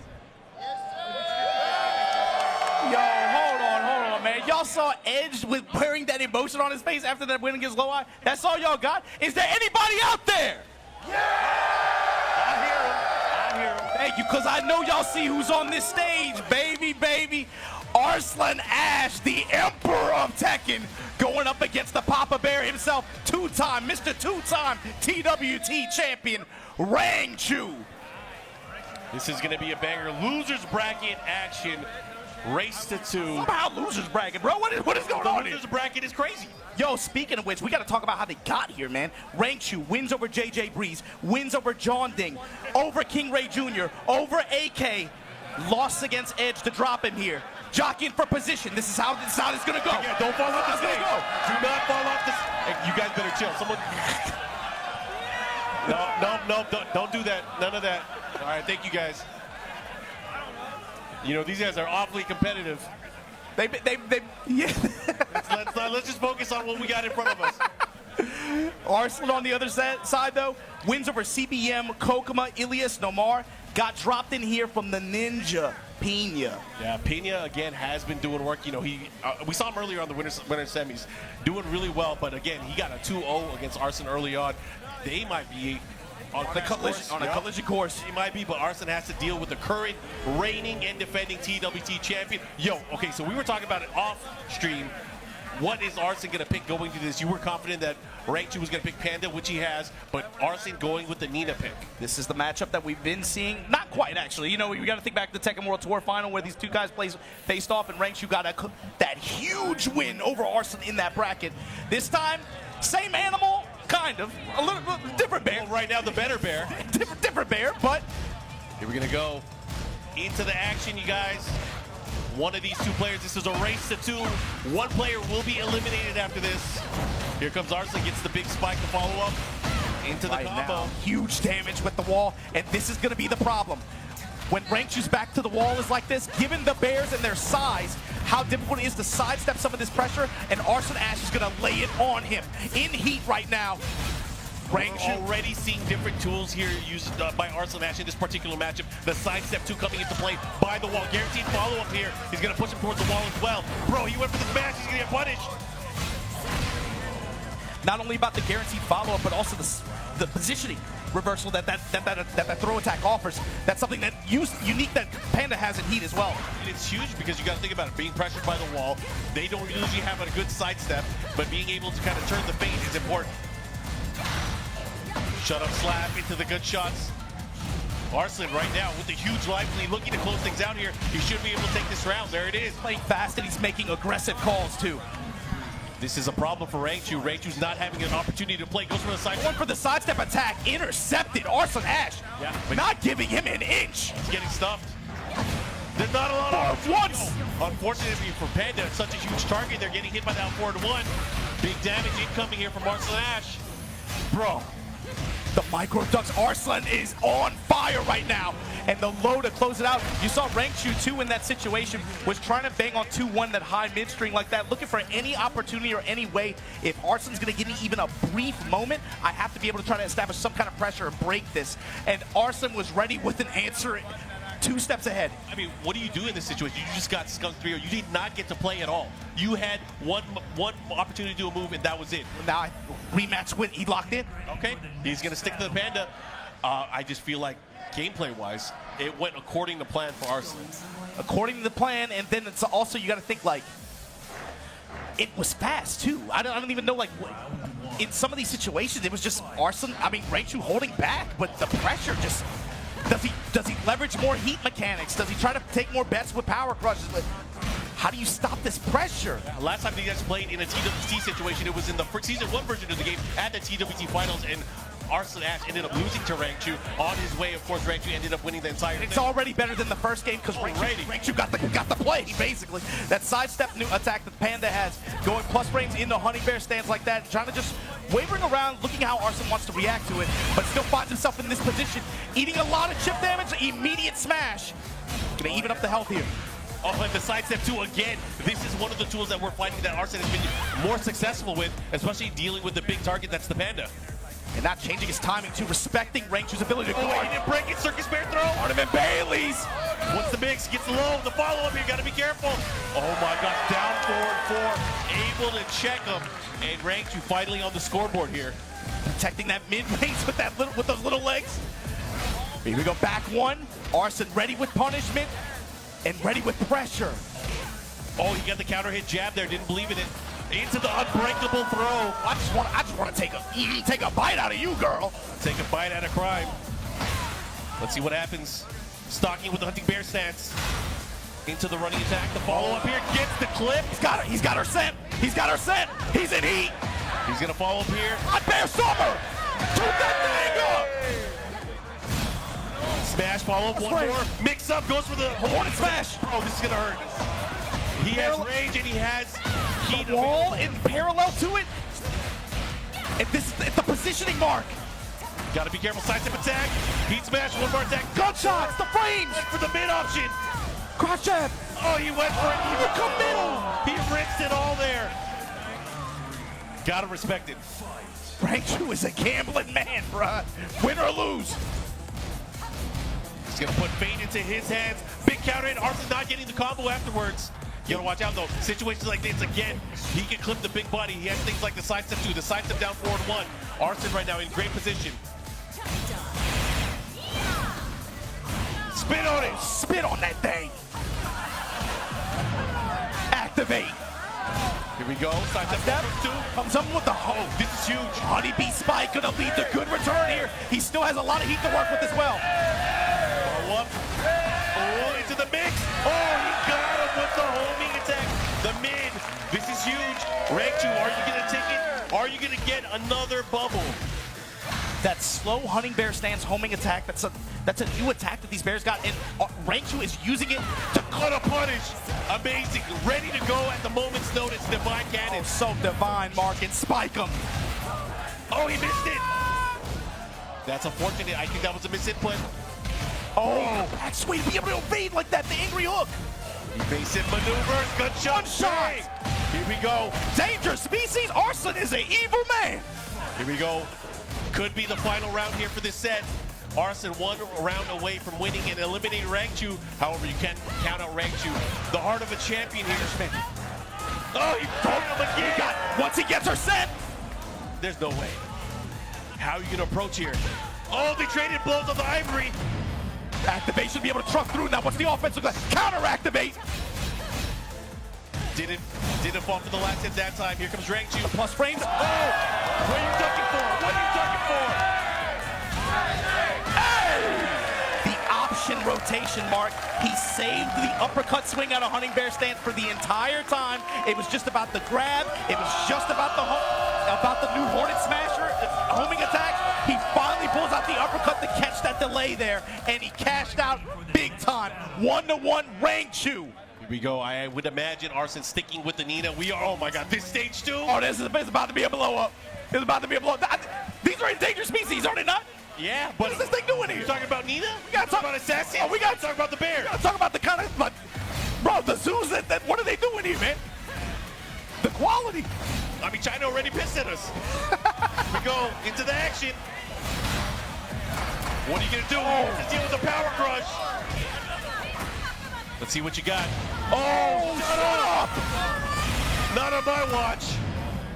Back at ya. Oh, he could have done the second hit and whipped on the first one. The follow-up, this is gonna hurt. Hey. The crowd knows what's up. Tornado. All the way. All the way, coast to coast. Oh, he almost had a chance there. Counter hit. Be careful. Arslan pressure. Down back through stiletto heels. He has to be careful, though. He has to be really close to get in that range to make sure he gets the low. Otherwise, it might whip. Oh, he went for a wipe. Interrupt. The time. There's no time. Oh, my God. And it might be enough. He can keep him in the air for just long enough. And Arslan letting him know, you gonna have to pay double to terrorists. Damn. Here we go. Pay double. You pay double. Let's see what he got here. Back to, how can you slap? How can she slap? Right back at you. Oh, slap it back. Angry hook, counter activate. Ivory Cutter. Ivory Cutter into the crouch dash. Gets the wall standing attack. The follow. Drops the combo. Arslan, what are you doing? Oh, that big bear. Back to the wall. Instant smash. Beach ball. Party time. The follow-up here. Nice. That was a great option, but the wipe the floor was not the option afterwards. Oh, the second, the third hit. Be careful. Oh my God. Arslan, lock him up. He got that Karen energy right now. I can't believe that came back. It came back. Low slice out of Honey Bear stance. Trade in Rangchu's favor. Rangchu fighting for his life right now. Arslan 1 round away from eliminating our current champion from TWT. Look at Arslan just bullying him with just jab strings and sidestep one, just solely pushing him. He got too comfortable. He kept dashing in with that down forward one. Obviously, that's going to take time. The bear clef cannon. Now what? Guess for your life. Oh, like that activate option. the homing attack. Oh, the counter hit throw. He's going to break. He gets the break. Oh my God. Oh my goodness. Watch Arslan step. Rangchu willing to take the gunshots here. Crouch on them. Oh my God, again. He's spitting on it. Oh, the big block, and he's getting Gunshots. And Arslan Ash able to move on. Unfortunately for Rangchu, that's the end of his tournament. Damn. Yeah, end of his run here, but of course with this top 8 finish, he already secured his EWC ticket for this year. No doubt pleased with that, but Arslan Ash going to be the one moving on, and Mark, if that's the case, You know what's going to happen next? yeah. This loser's bracket is going to get even more dicey, but before it gets dicier, guys, got to give it up for Rangchu, coming all the way from Japan and from representing from Korea, the bear extraordinaire. We all give it up. You know where we are. You know what this country is. You know we love the Bears out here. Always a pleasure to have Rangchu. Let's look at the bracket to see where we're at now and where things are going. Oh my God, that loser's bracket. Yep. You were thinking it just like I was. Bro, I like how we get a fun little kooky match and then we get some real stuff. Yeah, I mean, either way, doesn't matter which players comes out of the losers quarters. The losers semis is going to be hot and nasty. And of course, whoever loses from the winners final and goes to the losers final, they're going to be waiting for whoever is going to come out from that gauntlet that's going to to in the Mark, losers wait. I've seen this in a vision before. Looking at that winners final matchup. Cleo? I call him in now. I'm not going to do that. I've seen that winners finals match, I want to say, a couple weeks ago. Yeah? I think we saw it long set style a couple times. Long set style. My question is, what does Mulgold bring to the table and what has he learned? After you get broken down like a shotgun like that in front of a live studio audience, in front of an arena full of people, how do you respond like that? You avoid the laugh track. You don't want to get hit one more time. It's one of those things. You have to study. You have to bounce back from these losses. That is the measure of a champion. However, we're talking not about any normal champion. This is Knee. And we saw how he was playing throughout the entire weekend. He has put a stop to everybody that has come in his path. And I don't think that will be any different in the winners finals. He used to have pro tag energy, but now he feels like bad guy stuff right now, to be honest with you. I'm telling you, as soon as he grabbed that trophy at Evo Japan after one, when he had the 4s up, something happened. Something snapped. happened, bro. Something snapped. That picture looked, I did not, that haunts me. That picture looked evil, bro. Nightmare fuel. But check it out, this set right here. Both of these guys fighting for survival and a chance to make it into this top 4. And look, if you made it this far in this bracket at this tournament and you're in the hunt for this TWT, again, the TWT points at this point, this is the first Master event. We had a Master Plus already. You get your top 2 Master finishes added to your point total. And for both of these players, this is a big set. You want to keep going as far as you possibly can. You don't want to be out of 5th place. You got to punch further. Yep. And right now, we're going to get Pinya going up against Edge. JP versus Korea, the old classic. Here we go, and this should be fun. You know, Pinya. New faces, though. Pinya, 2 events in a row, 2 Master events in a row where he is the best performing Japanese player. It gotta weigh on him in some way, in a positive way, but also it's going to take a toll, man. You got to be able to perform because you don't want to be getting that 4th place. You don't want that tie for 5th place. You want to be able, like you said, push it all the way. Art, it doesn't, in spite of any and all discourse, you got to put some respect on that C word, consistency. With all the players in this top 8 bracket, it's no accident, dude. These are the players that are grinding. Everybody else was tweeting. They were in the lab. Here we go. Let's see what lab work comes out of this. Go, Ninja, go, Ninja, go! Right out the gates, while standing 1, blocked and loaded. He sidestepped first, then he ducked. He found an opening, but quick enough, quick to the trigger. Pinya, man. Hamstring and the counter out of back turn. Pinya already representing some aggressive options here against Edge. But right there, mid strikes in the heat engager, and then wait, the delay. Oh, and he powered it up, has the heat. What's the secret? Secret of the ooze. Coming downstairs, boom. Yo, shout out to Vanilla Ice. Here we go, follow up there. Dark Halberd once again. Chopping away at him. He dash cancel, gets the running three. Oh my god. Back kick slow. Oh, he's activating. This is where he can get credit. Oh my god. Big opportunity here. Back it up. Yeah, KingReyJR as well. Trying to get as much carry as possible. He gets the wall. Oh, he's going for the mix instead. Hellhound. Whoa, just goes with the simple mid. I like what I'm seeing here. Pinya with the ferocity. He is hungry for this victory. And we're going to another hazard stage opening up. We have a floor blast available for both of these contenders. Bro, the symphony turned up. The Kaiju's going at it in the back. Jab touch back one slide out of Soldier, but the call out with the split kicks from Edge. Spin him with this tornado, push, spike him into the flames, and keep it moving. Big stage, not gonna be able to get the wall, but he's close enough now. This is where it can be a threat. However, Pinya can turn things around. Sater, the 1+2, instant sweep. Good adjustment there. Goes back into the block. Immediately sidestep right, step into the belly. Gotta watch out for the parabellum kicks, the follow-up. Let's see what he does. Running attack. Pressure, one more hit can do it. Oh, Pinya trying to step. Crusader with the dash behind it. Looking on the low, not enough. Jab. The soul zone, he caught him out of the sky. Tied up on rounds. These guys are swinging, just like the monsters in the background. Only one can prevail again, losers quarterfinal action. Pinya looks like he came up with the wrong punish opportunity there. Oh, caught him with the parabellum kicks. The follow-up here, counter hit, guaranteed follow-up. Big damage incoming.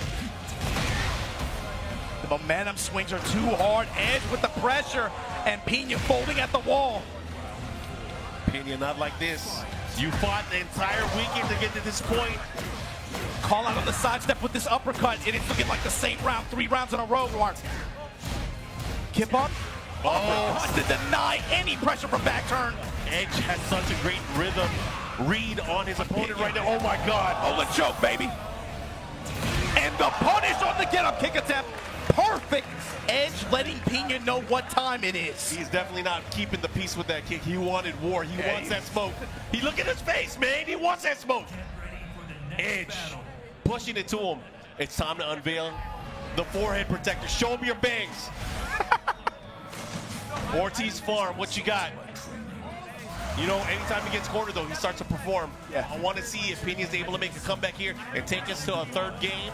But man, oh man, this is going to be tough. He's got to create a good sequence to at least build some confidence. But you're not seeing any of the movement that you usually see from Pinya in these situations. It's kind of hard to approach him. I think Edge, from this perspective like this, building up plus frames, he's getting denied anytime he tries to build up any kind of offense like that. Uppercut from Edge going to result in this.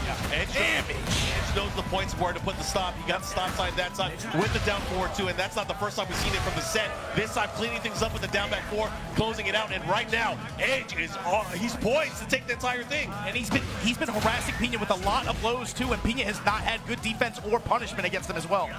It's tough, man. The lows are really just adding up here. A lot of the momentum shift is just these little pokes that is interrupting the game plan for Pinya, but Pinya finally starting to get moving. But a heat activation, able to call out the pressure. Flappy kicks once again. Edge has been, man, he's been betting big this whole weekend, but it's coming up every time. Nice break. Instant break. Down forward 4 from right foot split, and the power crushed Edge on set point. Giving Pinya the Pinya step. What was that? Not like this. Pinya, you fought so hard to get to this spot here. Let's see how well you can do right now. Edge putting on a clinic. Picking up one more time. Power of the meat, the right uppercut mark. And we're going downstairs. Kingdom of the Crystal Skull, what you got? Oh, and the low option. He's gonna blow things up here. One more guess. He should be able to take that entire thing. Sealing Edge 2-0 victory. The momentum too much for Pinya to weather. And just like that, Edge gonna be moving on in this bracket on loser's side. Edge making a big statement here to everybody that remains in the bracket. You're gonna have to go through me if you want to see the rest of the tournament. But man, Edge moving on from our losers quarters. Pinya, gotta give it up for this ninja. One of the best in the world, guys. Give it up. from Japan. Give it up, everybody. Otsukare. Good stuff, man. Yeah, and the way Edge did that too, man, he kept it really simple in the last game. Just had some really well-placed mid uppercuts and just got huge reward for it. Dumped all of his resources, whether it was heat, whether it was rage, but also he consistently throughout the set was harassing Pinya with a variety of lows. Down 4, down back 4, Dark Halberd. I feel like we didn't even see that much. It was all the rest of the other lows. That's the thing too, is like the way that he was poking and counter poking, it gave Pinya an opportunity, like, you know what, I might be able to step this, but then every time he tried, that down 4-2 was able to land, even on a counter hit. But man, let's look at the bracket and see where we're at and how we got here. We're gonna have another set that's gonna be super juicy coming up on stage. You guys see him, they're getting ready. Atif and Arslan Ash, that's gonna be coming up. So we gotta talk about this one, Mark. When you see these two play on stage, man, think about the tournament runs that both of these guys have had. Think about the championship. Bro, we just saw Arslan Ash play Rangchu. Now Atif has to play Arslan Ash.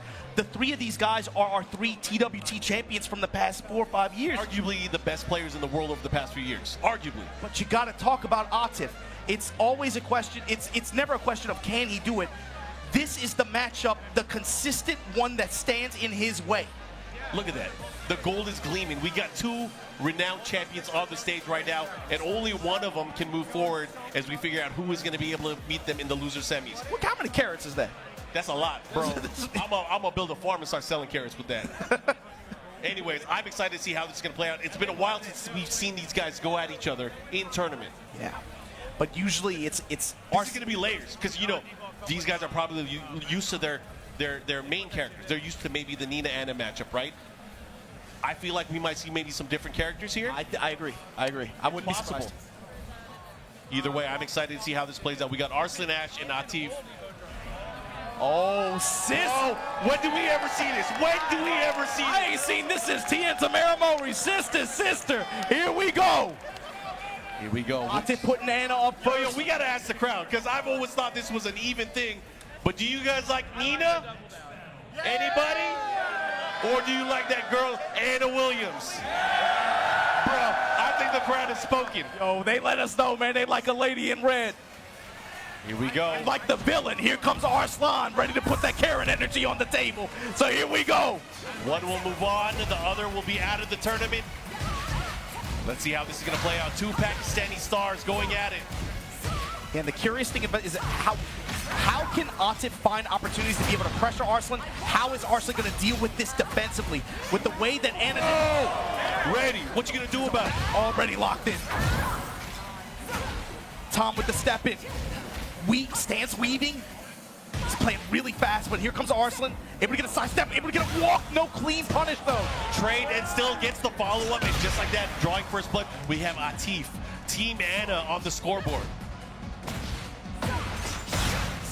That's important, being able to land those attacks that go into the bazooka like that. Bro, caught him right before the power crush came out. Not sure if that was an activation option, but either way, Arslan Ash gets the spike, goes for the step. The stop, able to seal the pressure, attempt after. And Atif just weathering the storm, but that chip is adding up, able to get a lot of health back from this engager. Here we go. Crouch jab, sidestep, instant smash from Arslan. Spit that thing in our face. And look at her throwing hips, trying to get back to center stage. Uppercut from Arslan Ash. Here we go, looking to get the round, trying to tie things up, let everybody know family matters. It's a rare condition when you get a match like that in a place like this. Arslan Ash evening it up here. You should have seen the look on his face. He was like, did I do that? In this day and age? Here we go. And at the wall. Oh, he missed the follow-up, did not get it. This time putting the debuff, and again, when you're in that situation, you have to get a hit back to get the debuff off of you. Otherwise, everything's going to be doing chip damage. Wine opener, he's throwing everything at Arslan right now. Got the debuff on him. Arslan with the Define Abari jab. Break off. Second chain break. Oh, here we go. They are fighting. This is the matchup that we were wanting to see. We haven't seen Nina and Anna fight for decades. The jab float here, activation. Arslan, gunshots from across the stage. Just short of the wall. Right back at you with the dash. Here we go, the follow-up. Ivory cutter. Into the crouch dash. What's the mix? Down forward, 1, 2. Oh my God. Back-to-back counter pokes from Atif, and he now is at the advantage.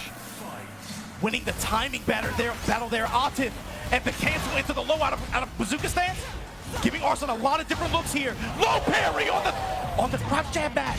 Awareness too. He was in the crouching state, opting to go for a mix-up, but instead going for the low parry. The lows, they're adding up, but Arslan getting a mini float, not getting a full combo. He had an opportunity there. I step and throw those hips, girl. Here we go, big opportunity. And the win with the perfect. Atif making a statement. This is a tournament decision for Arslan. He has to pick a character that he feels like he can win 2 games straight with.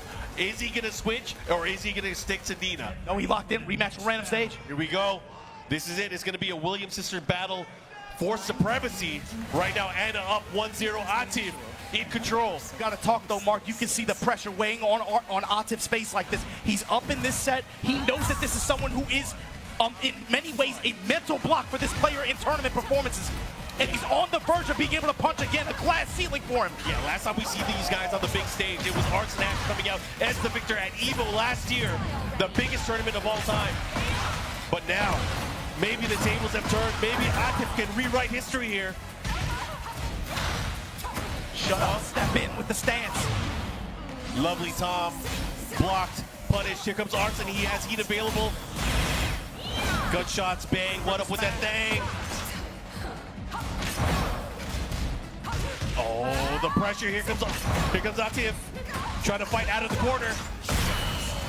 You hear that piercing shot? Where did she get that bazooka from? Bro, uppercut. And Arslan with a chance here with the wall at the tornado. One more, he can do it, and goes for the low, the down 3. Here we go, first round to Arslan Ash. Down 3 this whole tournament so far, bro. This entire top 8, everybody is getting opened up by it. Reach out to Judgment, goes for the roll and the counter hit follow-up. Wall control activation, tornado after. Now what? The delay, step in mid-low. Instant smash.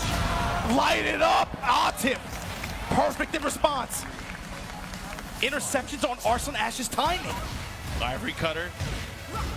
Again, those down forward ones have been so lethal for Atif. This time getting heat activation. Going for the low once again, and that's a mix-up. You got to be very aware of that because you don't want to get bopped on the head with the bazooka. Atif's speed, and he's giving Arslan a lot of different looks. He's catching Arslan off guard in some of these situations. Throw the hips with the dash behind it, and look at that pickup out of bazooka stance. Able to get the wall, and then still tornado. Slam. Once the mix goes for the mid-option, but Arslan Ash with the smash, the follow-up here. The side step, reverse side. No way. And he has range. One more, he can do it. Put the brakes on. Oh, no, not enough. The crouch jab, the roll! Atif on set point! This is crazy. He's wearing it on his face, man. Look at this chain grab after the ivory. And he gets a full break. The follow-up, that's gonna hurt. Oh, that health. Oh, the gray light. The uppercut. Side step 2, able to land here. Arslan trying to tie things up here. Can he do it? After the stomp, goes mid. And the pressure, he's laying it on Atif. Such an important and decisive round for Arslan. Arslan needs this round to tie things up. With punish on Atif's side. Crouch jab. Arslan Ash sidestep right, activated. Wide opener. Oh, great block. He's going to get the punish. The block punishment. Not just that, he's going to push towards the wall here. Atif, the timing, gets to the heat engager. Pushing the wall, full crouch mix, finally. Side wall sub though, is he going to activate? Oh, stays down, Arslan. Able to rotate around, Atif stepping with him. Oh, this is not looking good for Arslan. He has to get out of here. Got it. Yo, Atif! He got it! Oh my goodness, Atif. With the bazooka blast after the running 3, and Atif, you can see it, man, you can see it in his eyes. He wanted that win on a tournament stage like this real bad. He's been waiting for that moment.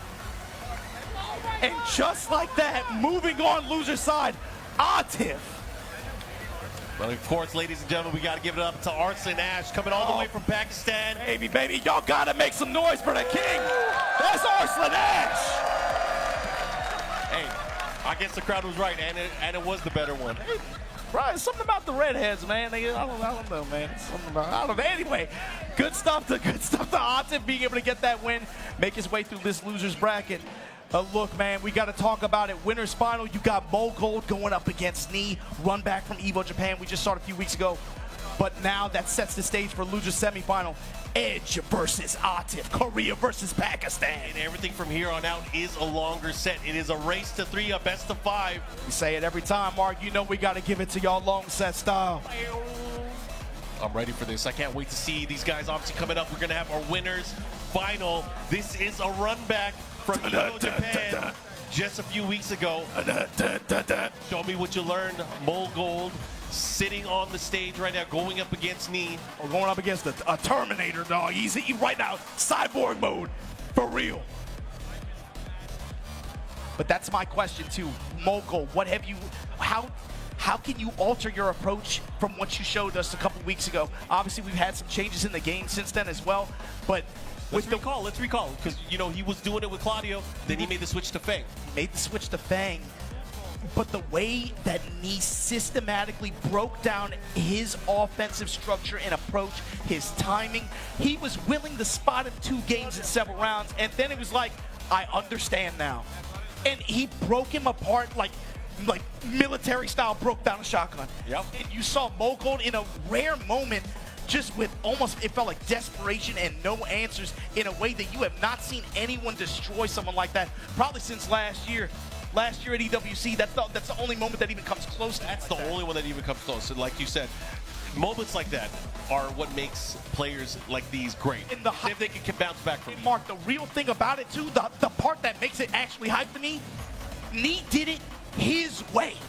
It's one thing to impose your will on a player. It's another thing to impose your will on the game itself. The way he did it through defense, mobility, sidestep, and just reading his opponent's defensive habits and then taking complete and utter advantage of them, making those defensive reads the way he did and running it back 3 games straight to seal the W like that, that to me, I mean, he felt, it looked different, man. There's something about him right now. It feels different. Like you said, Nightmare Fuel, man, I fear this guy. I feel his aura. Knee playing at a different level than we've seen. It felt like I was watching a new Jordan Peele movie or something, man. I don't know. It's just waiting for the twist. It's some kind of horror element. I'm like, is anybody gonna stop him? Well, no one has yet. That's the thing. He is sitting here on the winner's final side, having a rematch with the player that he dismantled not too long ago. However, again, I would not put it against Mulgold. He's probably learned a thing or two going into this matchup. And this time, out of the gate, which character is he going to use? Hold that thought. All right, let's not get ahead of ourselves, Mark. Let's not get ahead of ourselves. He's going to try the Claudio. Claudio, tried and true. And again, both of these characters extremely high value in terms of power estimation with regards to the cast in this version of the game especially. But man, both of these guys, masterclass players. Mulgold, one of the smoothest transitions into this game. It was like he never left, man. They were singing his praises at the end of Tekken 7. That's the dude, that's the dude. But Mulgold, can you get it in over Knee like this? Especially, can you return stronger than you were before? Let's see what happens. Anyways, guys, this is our winner's final. Race to 3, Knee versus Mulgold. Let's rock. If you play this game, do not avert your gaze from this set. Watch how Knee plays this. Good jab check there. That's something that we really haven't seen from Mulgold, is the jab check to kind of prevent a lot of the attacks coming out from Knee. There's some timing establishment here as well. Peep Knee sidestep, peep that duck, the micro ducks like this. Testing him with the 1 jab, testing him with the mids. Sprinkle him down back 3 in there, activate. No step from Mulgold. Willing to burn his heat on this dash, just extend pressure. But here we go, Knee now. Right back at you. Blue Moon Burst went for the opportunity here. Mulgold with the rage though. Knee with a decent life lead here. Time's a-wasting. I feel like that's more uncommon as well, too, for Knee to be burning Snake Eyes on that forward 2-string. It's so good, but we don't see him go to it that often. And I like that option there, just to get a little bit more extra time off the clock. Knee punching that first round here in our winner's final. Bro, I've not seen anyone sidestep that an entire weekend. Watch the way he moves. It's going to make Mulgold second guess his choices. He's going to have to, tighten things up even more. It's just how it was before. This is all just going to create layers of hesitation on Mulgold's side, where he won't be able to poke and pressure as confidently. And every time Knee checks that sidestep 4, you can feel it on the side of Mulgold. Man, he got it again. Back 3's testing Knee. You can't use that against him. Do you know what my name is? I'm going to do it back. You got to be careful. Time's wasting about 20 you know seconds. his hurt. You know his hurt. He gonna put it in your chest. Look at the defense here. I mean, these guys whittling away with little pokes here and there, but no one taking such a big. Oh my gosh, there's a whip punish. This is big. Mulgold should be able to get the round here. And on the scoreboard now, 1 round apiece. Look at the dance that's happening, Mark. They're constantly rotating around each other, walking and sidestepping, and trying to poke with safe mids and some options that have some passive tracking to be able to try to seal each other's step like that. So it becomes a timing and Yomi-based battle like this. Look, you think I'm gonna step? No, I'm chilling. Oh, and just when you thought I wasn't gonna do it, big press, counter hit. Delay, just wait. Blue Moon Burst, back 3, mid right back at you. I know you're not gonna pull the trigger. Nice duck there. Big opportunity here for Mulgold. He's gonna have the advantage. Gonna push towards the wall here. Not gonna get the kill, but he's gonna put him in a great position here. Boom, yo, 4-4-3-2, able to land there. And that really was the move that I think for him, that really defined his Evo Japan run. But it's also the move that he was able to scare him off of completely over the course of a long set. Well, right now, we've seen this before though. Mulgold maybe gets off to an early lead. The more that Knee learns that he gets comfortable with, the more dangerous he becomes.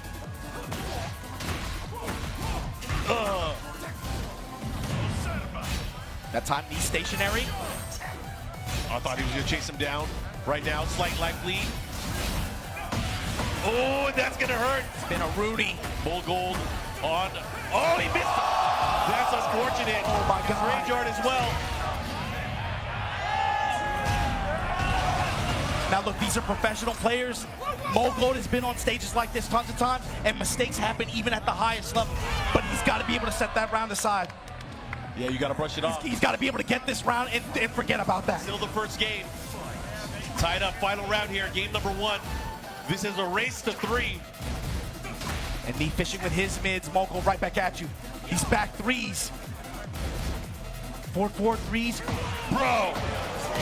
And this is the difference that we've seen throughout the entire weekend. Knee, certain points, he'll get a low parry, he'll block a low, he'll get a big punish. But then the decision that he makes, it's gonna have high reward. And look at this, plus rings. Solar Racer trying to catch him there. Mulgold fighting back off the wall, but the step from Knee! He saw the timing! And he's in a bad spot, he has to be careful. Snake Eyes active too. Chase him down. Oh no, the mod kick! And this is an important moment, Mark. Mulgold had a forced error in that one round. Knee takes the round, steals the game now. Mulgold, can you put that past? It happened. Let the moment pass. Can you still stay in this fight? It's a first to 3. It's not over yet. You cannot afford to fold mentally in any way. Let's see how consistent you can be for both of these players. Now, just checking him with the quarter circle back too. In the arena stage here. Stab. Mark, when every swing feels just, and you see the width and the tension. Yeah, especially when there's a big opportunity. There's going to be a point where he might be too ready and he's going to get a big punish. He has to be careful. And it's like he's just like, okay, I'm going to wait for you to swing. Okay, my turn now. Back 1, plus range. Sidestep, again, block. Oh, big chase down. The follow-up, he's going to get the nice splat. Let's see what he does with it. Mulgold, you got to make money here. You got to make money here. The second hit, able to land. Made it worth it. Here we go. Mulgold on the scoreboard. Saved up for that second hit follow-up like that on block. 5 rounds. 4-1 punish here. Again, just back 3s, not pulling the trigger. Second hit, not able to duck it in time. I like the 2-1 check, yeah. The high mid checks, just duck checking him like that. Oh, again. He has to be careful. Get in the middle, sidestep 4 from far range like that. You get too far away, Mulgold getting antsy. How am I gonna approach? I like the chase down here. Dash in, check it, just put those mids out there. Here we go, Mulgold has a good chance here. He's gonna hit the sidewall? No, he's clean. And with the back bop, Knee, how do you recover? Blue Moon Burst. Jab, Giant jab. Counter hit. Oh, this is huge. He's getting a lot of HP back too. Oh no! Blue Moon Burst right back at you. great utility on that move. Mulgold now able to pull away 2 rounds straight here, but we've seen it time and again. Lee can make a comeback at any moment. Just chunks of damage here. Hatchet kick going mid. Uh-oh. Let's go, impact. I like that. I respect it. I respect it in a big way. He saw a button was pressed, activates the rage. Gonna get some time to get his opponent off him and reset the situation. The most important thing is he's not in the corner anymore. Yeah, it's the mental battle too. Just slow it down for a minute. Slow it down. Don't allow D to even steal that round like that. Impose mental pressure. Blue Moon Burst, an ever-present threat. He still has a lot of heat games to work with as well. I like how you said steal the round. He's like, you're right, I should use this move. Flash damage, dropping the axe kick on him, and the back one finally.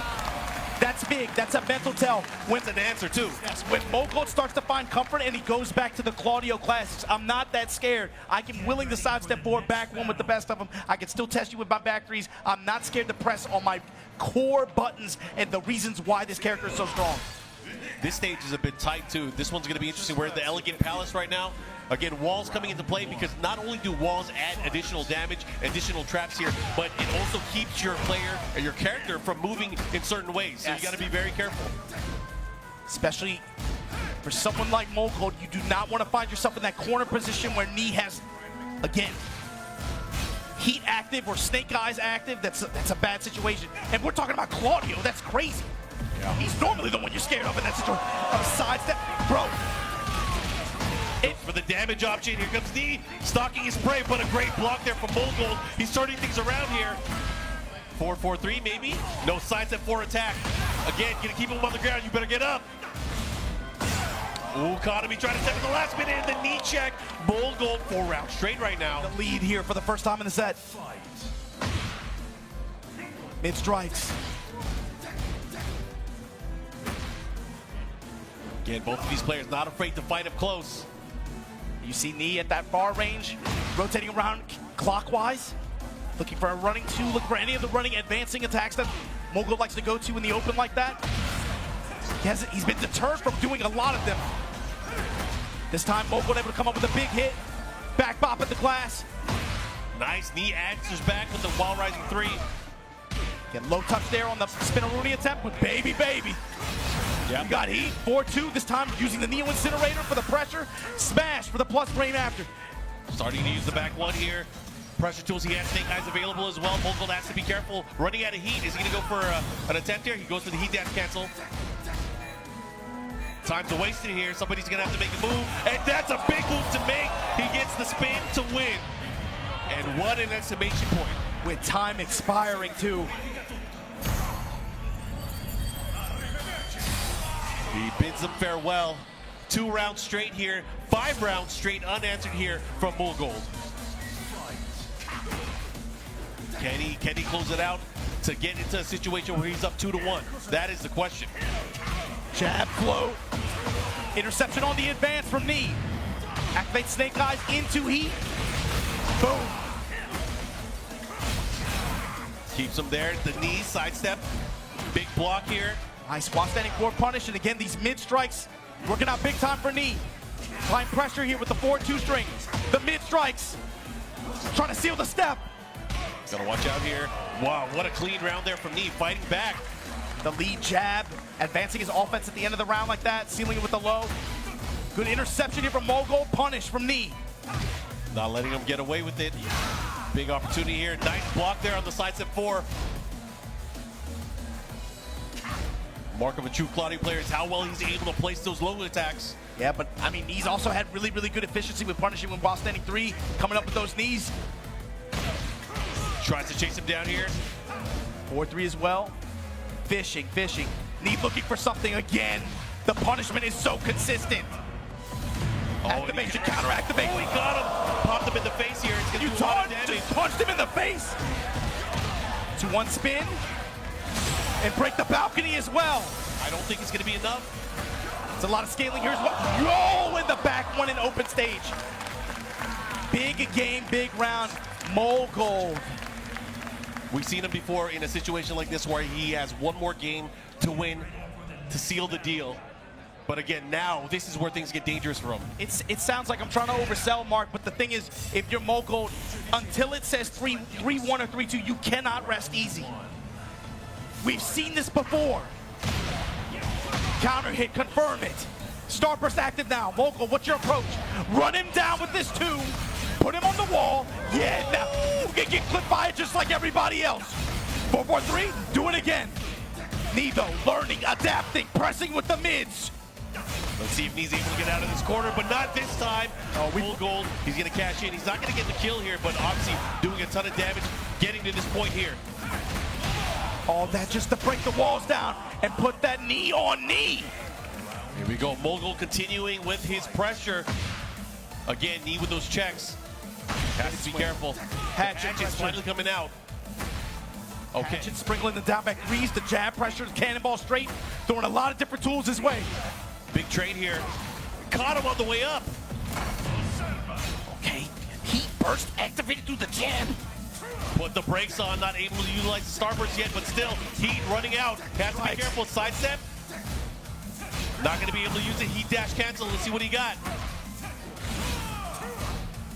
Will he just take the plus frame off the back one? Knee with a slight life lead here. He also has resources. Mock kick. Ends up getting the follow-up is here. Knee tying things up round-wise. Again, lots on the line here. This is the winner's final. Winner of this set will move on to our grand finals. Well, they'll wait for the final opponent of the day. Whip punish. Yup, activation. Guaranteed block punch. Jab check. Knee check. Oh my God, breaking the walls down like Jericho. Okay, the 4-2. Yes. Incinerator, here we go. Trying to put him on fire, Mark, and just like that, you see him going to that option a lot more with when he has the snake eyes available to him, just because of the pressure. Hard to step. Back 3-3, drops the heel on him. Counter hit, the walk. Got a bit impatient there, but a big counter. Here comes Knee. You're in a bad position too. You got to be careful the way you get up. The bait step. I declare war. What a block there. Steady 1-1, Mulgold. Sidestep 4. Again, chasing him down here. Goes for the grab.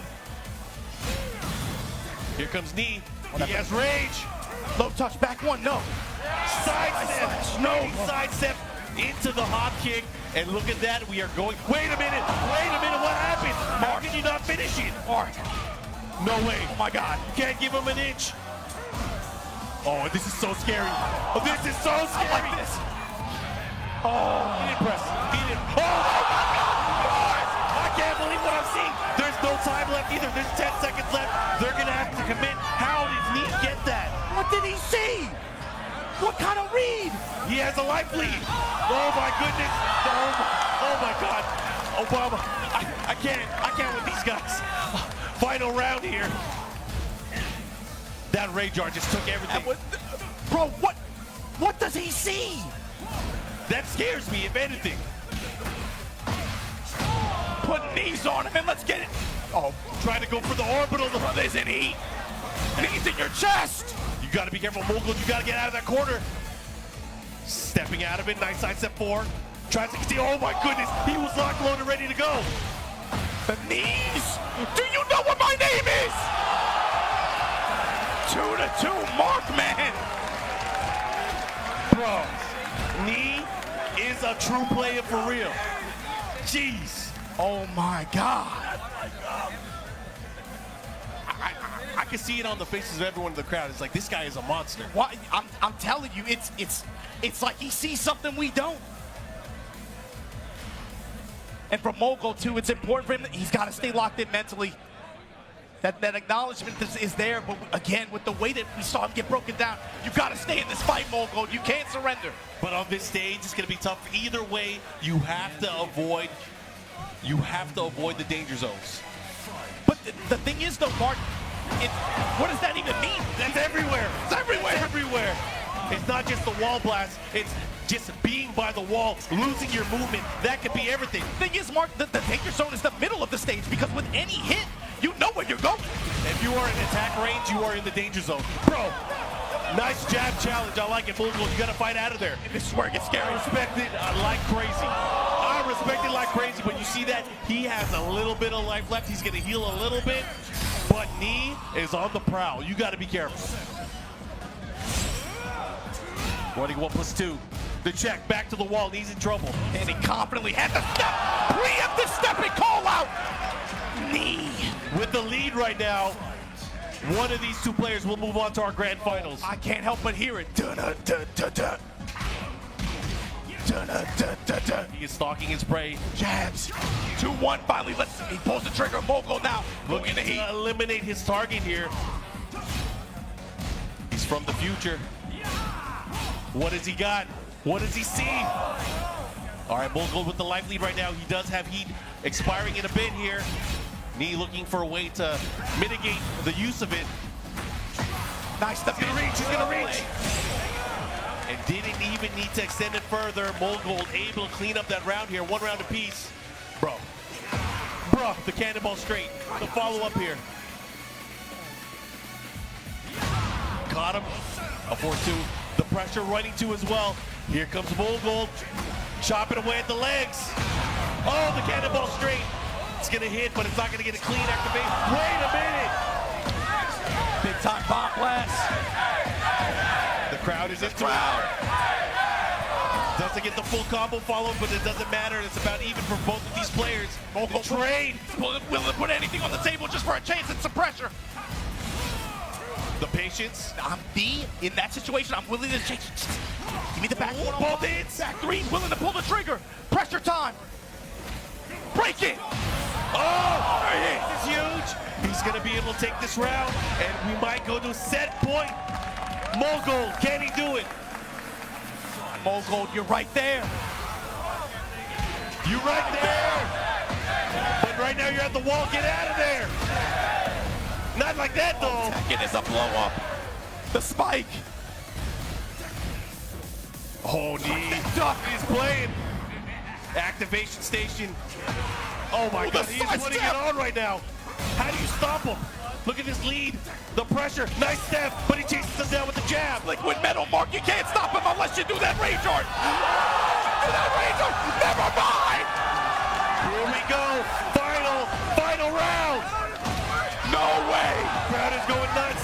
Knee with the advantage gets a combo. He's gonna activate. He's gonna get the wall as well. But how you can deal with this Mulgold, you gotta be careful how you get up. A body hit, flag on the play. Oh, No way. Knee coming full circle. he's on fire. Spot here. Mulgold has to fight back. It's over. That was crazy. Holding true south. Mulgold, this is your chance. A lot of heat gauge to work with. They're about even a life. Burst. Oh, the roll. Kicks. Mulgold with the walk-off. Mulgold secures a spot in our grand finals. The crowd, of course, you guys got to give it up for that performance. He sat on the low heat smash for 5 games, Mark. You didn't see it once. He waited until the very end when it mattered the most to pull that out on somebody who committed complete destruction on him 3 weeks ago. What a step. You saw. Let him know. He just walked off, bro. He walked. You can tell that meant the world there. That's a confidence play. Mulgold now sitting pretty in grand finals winner's side. You don't have to say shit, bro. Say what you gotta say on Twitter. You hear what they say it back here, though. I love to hear it. I'm just gonna let it play for a little bit in the background. But the crowd is letting you know what we're seeing here. We got some good Tekken that's been happening. Man, oh man. Now Knee is also in the loser's bracket, but man, we got ourselves a tournament. Mulgold in grand finals. You guys can see the bracket and how we got here. That was quite the set. Going down to the final round in classic good-ass Tekken fashion. Look at this. Look at the players left. Look at this Final Four that remains, Mark. Mulgold sitting in grand finals, trying to, again, redemption for him on some level. Knee still waiting in the wings, but we gotta see who faces off against him. Edge versus Atif, and now we gonna get the new. That Pakistan versus new. It's been like 7 years. I guess I can't say that, but you know what I mean. People always want to see it. You know what it is. Shout outs to again, Spag, Rip, everybody who's been a part of watching this unfold like this, and now we get it here. 10th anniversary at Combo Breaker. Our next loser semifinal match gonna be Edge going up against Atif. Korea versus Pakistan once again. And guys, if you guys are enjoying what you're seeing and you want to know more, check out TekkenWorldTour.com. Make sure you guys follow us on socials. Keep up with the latest Tekken content, and of course, to see more of the TWT's excitement throughout the year at Tekken, at BNE Esports, and of course on YouTube as well, where you can follow all of the action live, where you can watch the entire archive of Tekken World Tour history. And if you missed anything from this weekend, trust me, there's a lot to catch up on. But before we get to our next match, we gotta take a break. We gotta take a brief break. Let me catch my breath real quick. We'll be right back with more Tekken 8 action here on TWT 2025 here at Combo Breaker.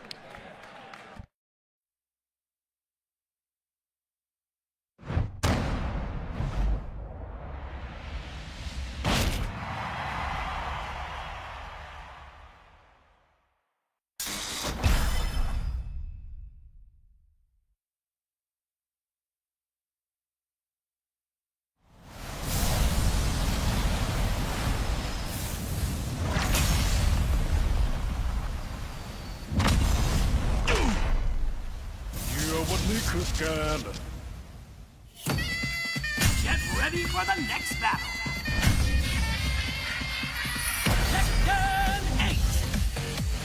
New challenger. ข้าจะสังหารเป้าหมายเพื่อความอยู่รอดของลูกเมีย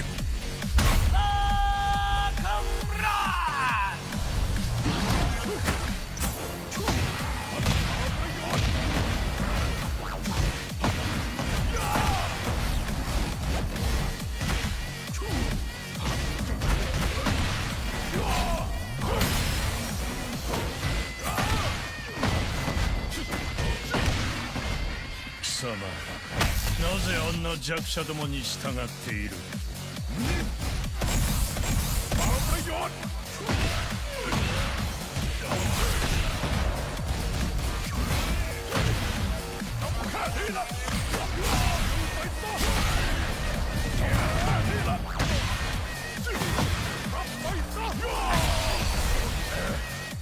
ข้าต้องทำเพื่อลูกเมียต่อให้ตกนรกก็ช่าง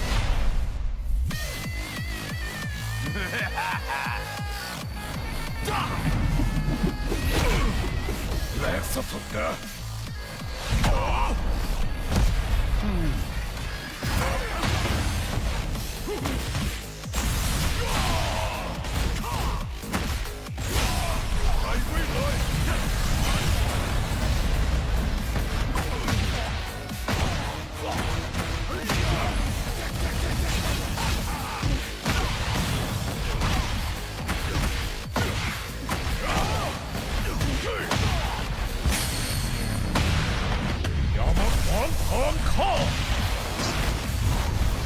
เองก็ต้องแลกรานด้วย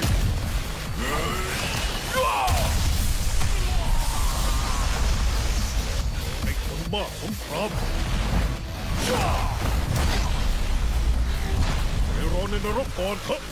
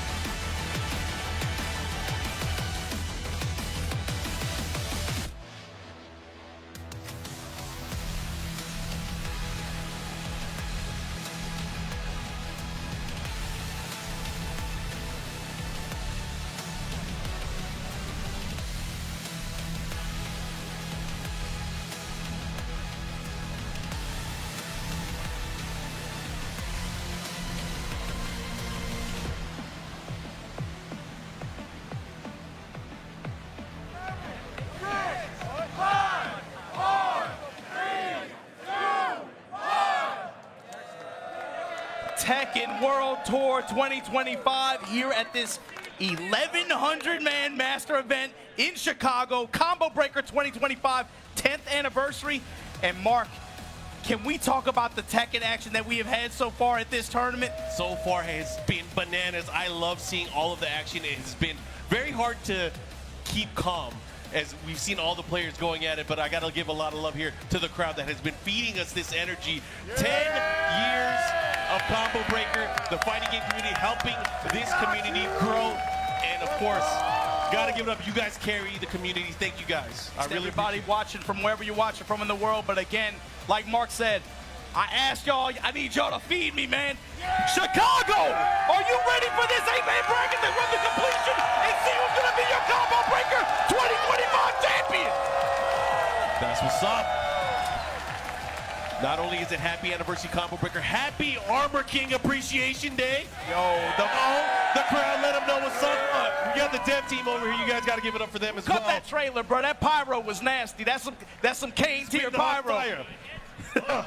Anyways, let's look at the bracket. Let's see how we got here. We are down to our final 4 players. We just had our winners finals where Mulgold has popped his ticket into the grand finals. Now, Knee waiting in our losers finals, but who do we have right before that? Bro, we gotta see Edge go up against Atif. But here's the thing, Mark. To me, the theme of this tournament so far has been players overcoming obstacles, overcoming players who have consistently been gatekeeping them from the results that they desire. And we've seen multiple players get over some of these, again, players who have consistently been roadblocks for them. And this is another player who just did. Atif with that win over Arslan, he's got to me, I think probably mentally, spiritually, his momentum right now has to be running so high. But he's going up against a steaming locomotive in this Hwoarang from Korea, Edge. I think both of these guys have the momentum going into this, as we talked about earlier, the emotions going into beating your demons, getting to this spot right here, and you got one step further. Knee waiting for the winner of this set. Let's go. These guys, man, they play with their hearts on their sleeve. And right away, Edge representing the Dark Halberd going low. Flappy kicks. He's not wasting any time. He is bringing the fight again. This race to 3 here, loser semis action. Loser out in 4th place, winner moves on, and look at that.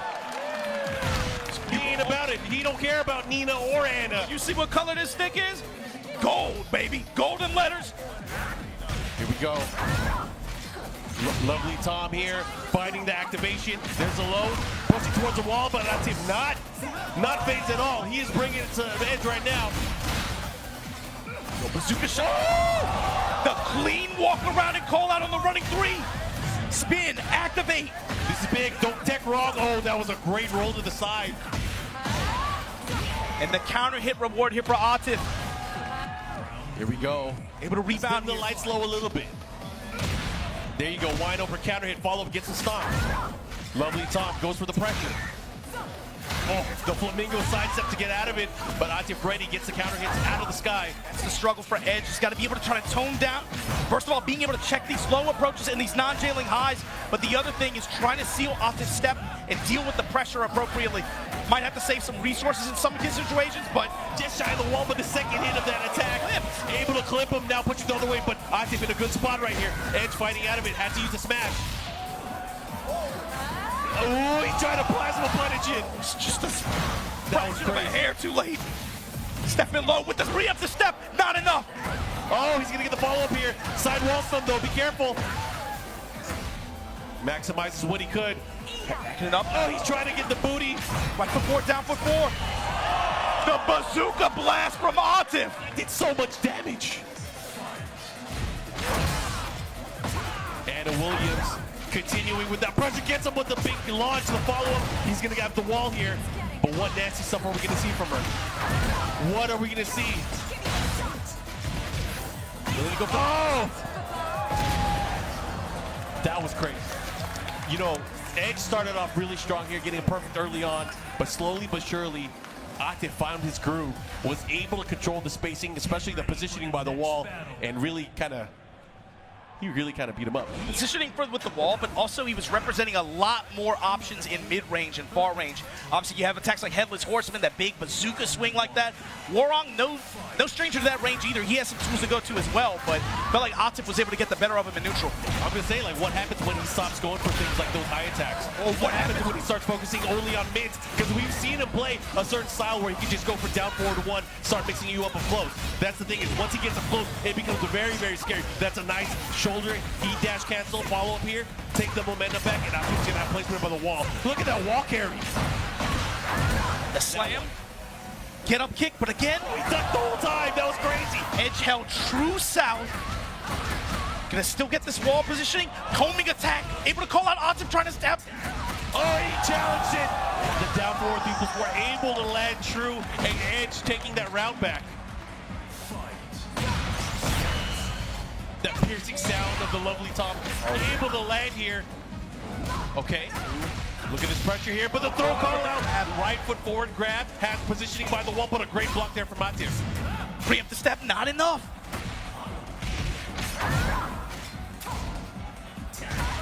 Get counter hit, this is huge. Big damage coming up. He doesn't have heat though, that's what he has to be wary of. Running approach. Oh, the patience and the guaranteed follow-up after the while standing 3. Look at that, Edge fighting back hard. He wants to tie things up. Can he do it? Edge found a way to slow this match down, but then now he's playing with the speed, but on his end, in his favor. That's a huge, bro.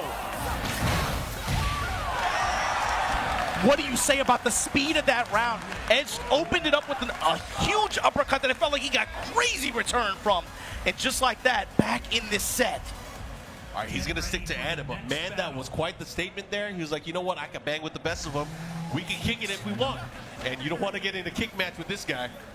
Anyways, going into this stage here. Felt like in rounds 1 and 2, he did a good job of slowing the match down, giving himself a little bit more of an opportunity to be able to try to anticipate and be able to try to understand how Atif wants to pressure him and approach. But then he smelled blood and he took advantage. He started speeding things up on his own. And a lot of it was with that down back 4. The down back 4 started, he was able to fish out, get a counter hit, and get some big damage early on. And yo, he has a chance here. He's gonna get some mini damage, but he wants the activation by the wall.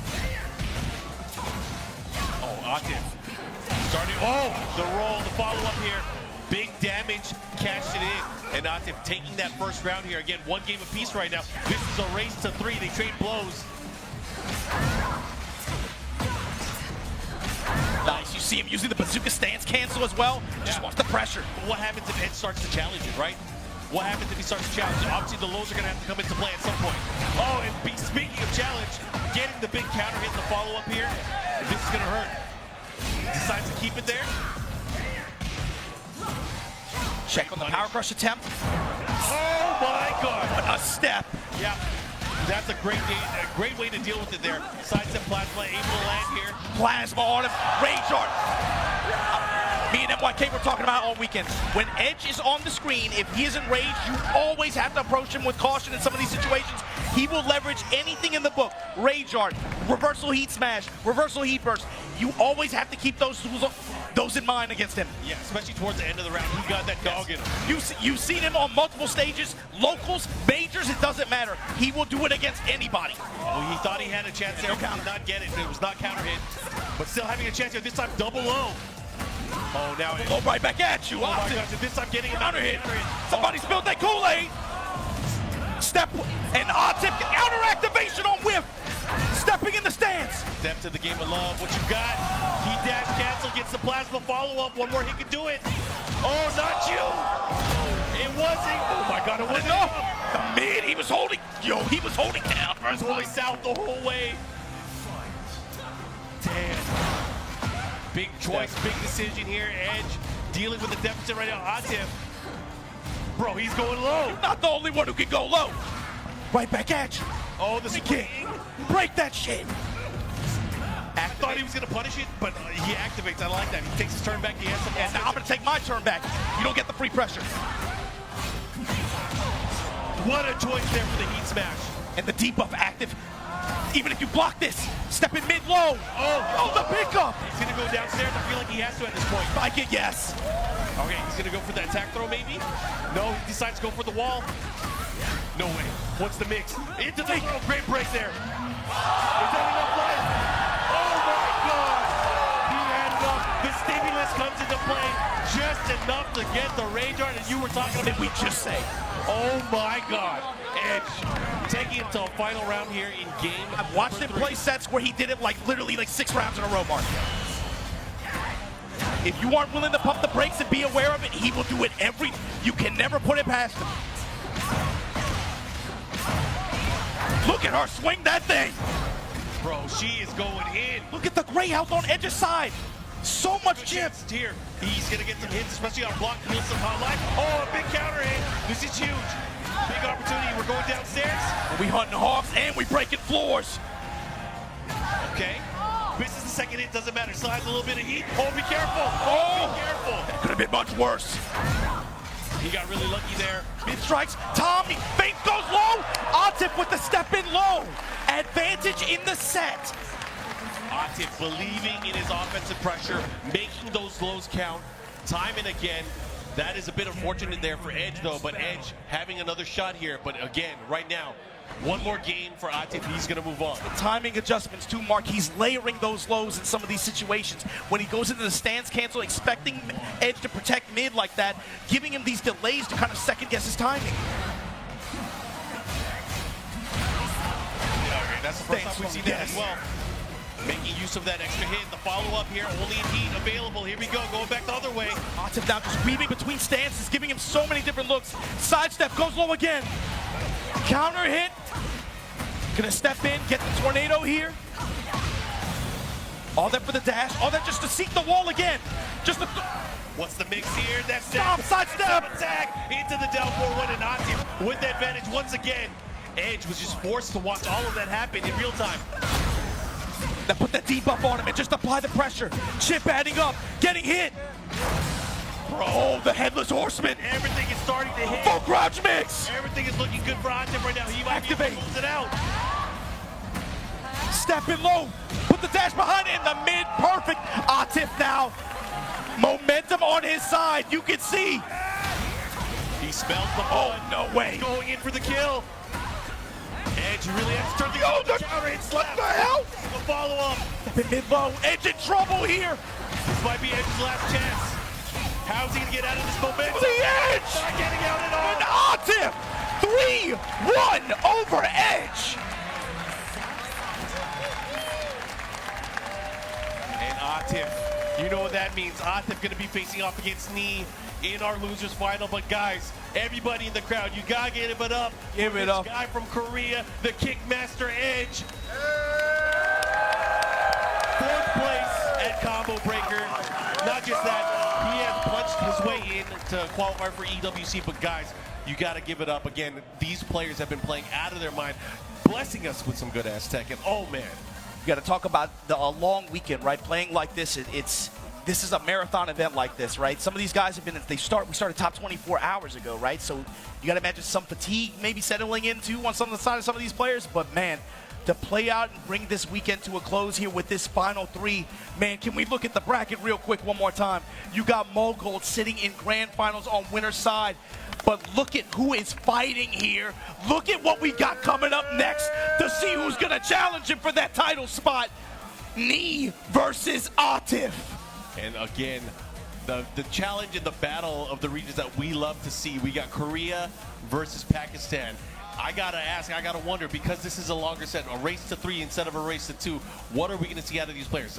I think it's obvious we're gonna see Knee bring out the Bryan Fury, but Atif does have some options here that he can play around with. We know he's been rocking that Anna. We know, but he plays every character. Yeah, my question is, does he have something specific in mind just for Knee?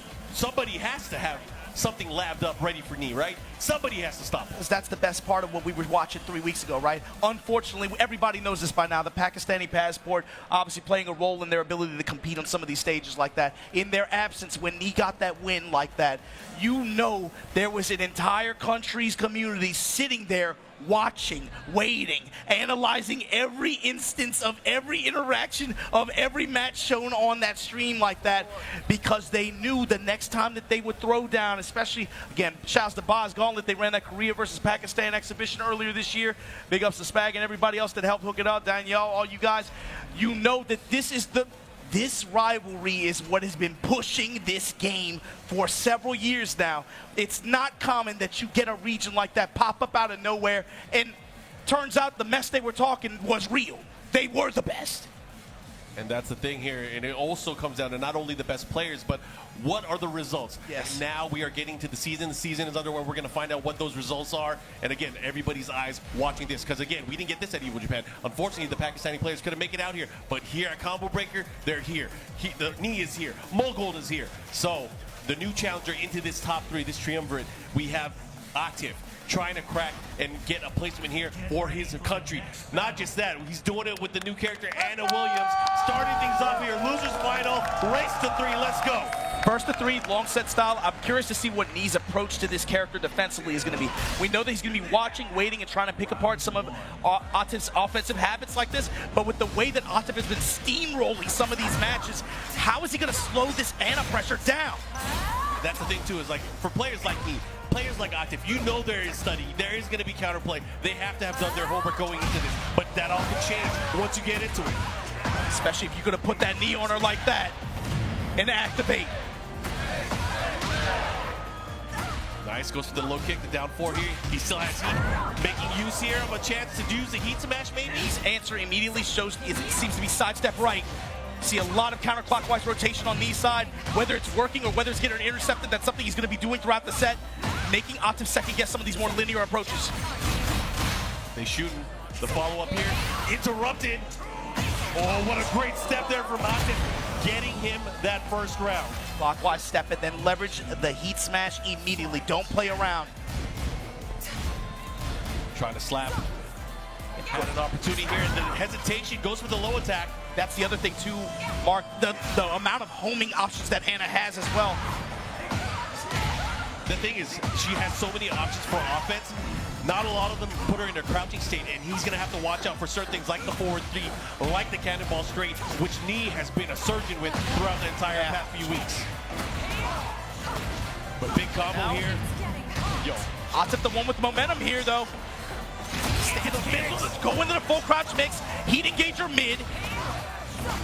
And I mean, that sequence right there, very reminiscent of his playstyle from other characters in past games. Yo! Into a blender, and that blender made him some nice smoothie. Bro, we talked about Knee playing for the clips, trying to farm on Twitter.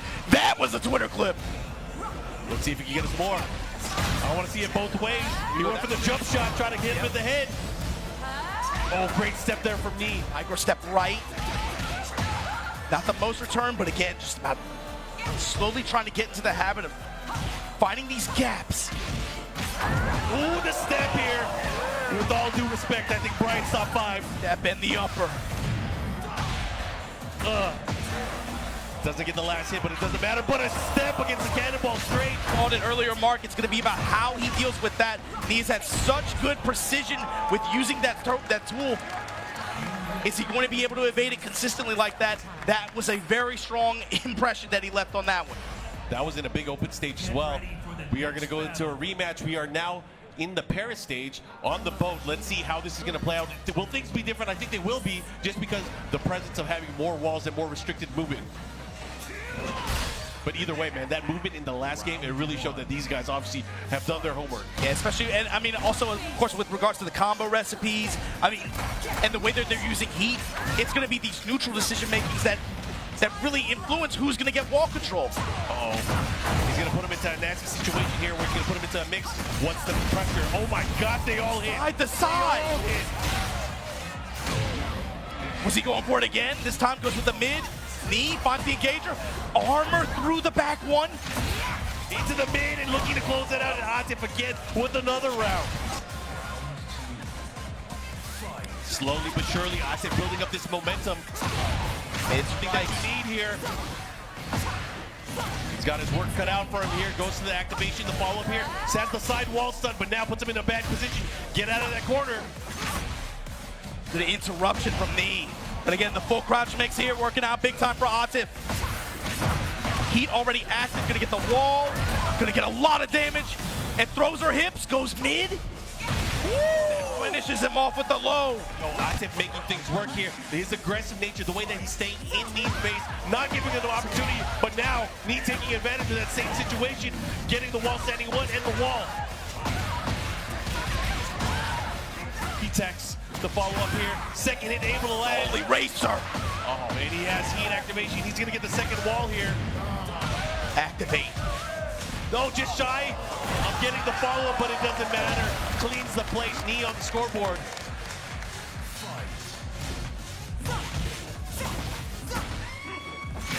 Staggered lows and then finally the full crouch mid-engager. Oh, Commando rolled it. That was awesome placement. Oh, look at this. Get that, the wall pressure and the smash. Atif now 2-0 on Knee. I think this is a problem. Knee does not have an answer for the offensive pressure that Atif has developed in this particular matchup. But we are going to go. They pick random stage. We get the same stage. Having a conversation real close is definitely what's been happening. It's all about the movement so far, and right now Atif has been the aggressor. Yeah, it's been up close and personal the whole time. It's been just nothing but compact play. You're not seeing any of the crazy ranged options that either of these characters have, really. He rolled right underneath his forward three. That was crazy. That's not even the first time he did it. Ooh, this time getting clipped.